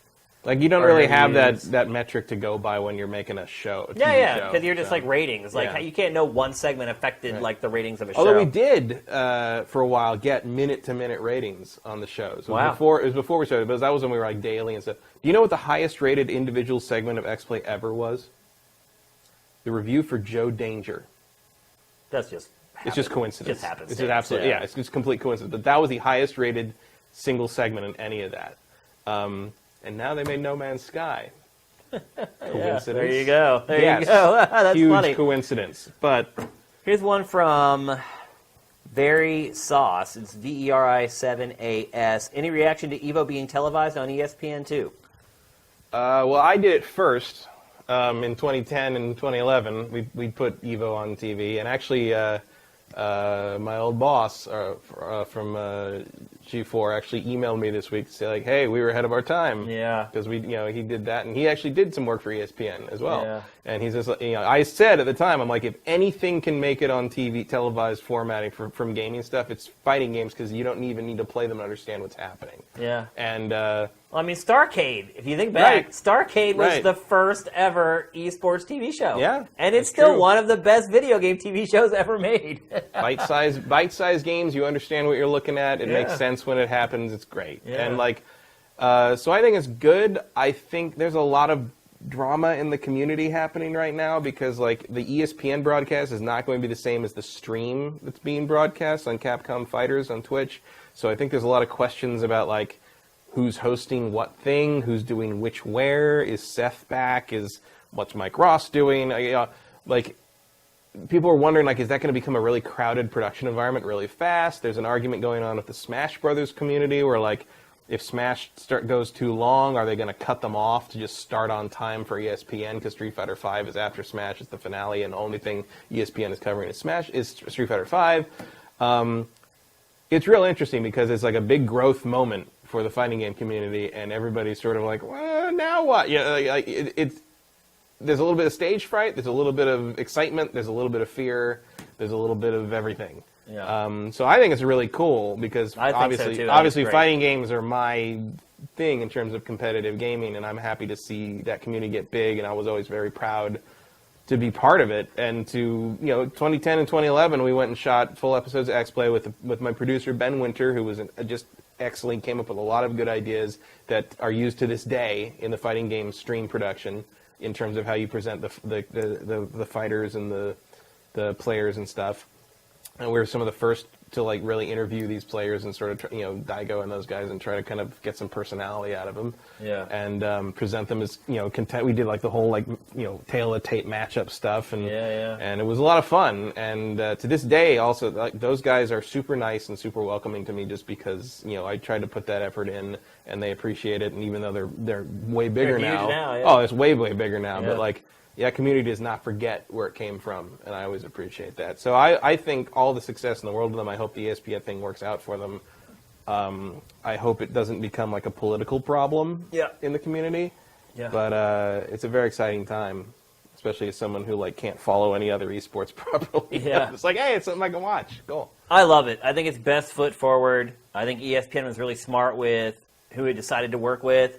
I think if you're going to put something on ESPN2, it needs to be fighting games. I think watching MOBAs is a terrible first step for major network television. Nobody understands what most gamers don't know what's going on in a MOBA.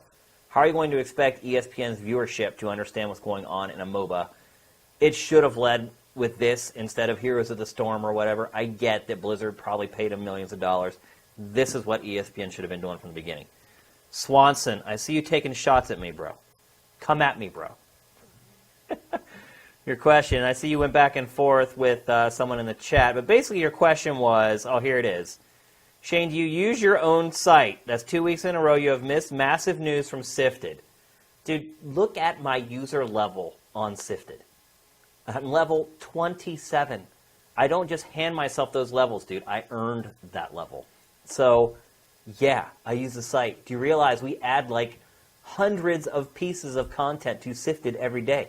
If anything, the fact that the guy who made Sifted miss something is a pretty good thing. That means that there's so much damn content on the site that even the guy who built it may have missed something. Everyone's Sift is different.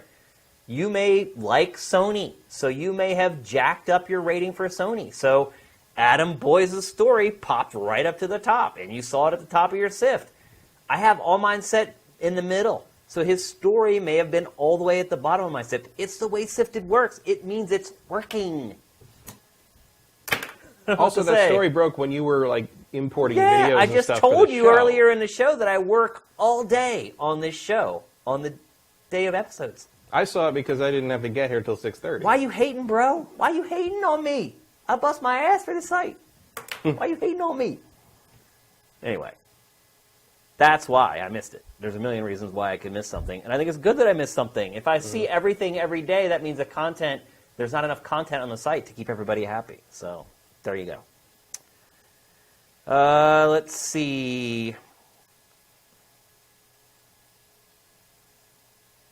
You guys are funny.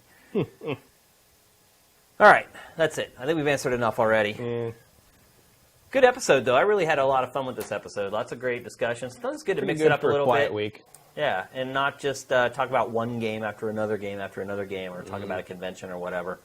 Yeah, achievements. I don't know the ETA on when they're going to be done. I know How many are there about? it's like 140, I think, something like that. Wow. Yeah, there's a lot. And Vin is amazing, man. He's like busting through them like faster than I ever thought he would. But he also has like another contract coming up, so they're close. We're starting to put the pieces together. Vin's getting the icons done, and they're getting incorporated into the system. Like I said earlier, we're looking at the notifications. Get those audio samples to me. You can send them in an email. They're only going to be a second long. Shouldn't hold up much space. So send them along. Our email inbox can handle them. Yeah, thanks again to everyone in Europe. I know I saw people in our chat once again from Europe. So thank you. And I think it started for one of our users I saw on Twitter at like 4 in the morning. The show starts on a Friday morning. Right. So yeah, thank you guys so much. Thanks even to people on the East Coast. Obviously, it's pretty late for you guys. So keep an eye on our Twitter feed, our Facebook feed, or just visit the damn website, and you'll know about the show next week. Probably 50-50 right now whether we're going to do one or not. But I do promise you that if there is no GameFace next week, it shall be replaced by something else. So don't fret. Anyway, on behalf of Matt and myself and our awesome TriCaster operator, Sam, have yourself an awesome night. GameFace is up and out.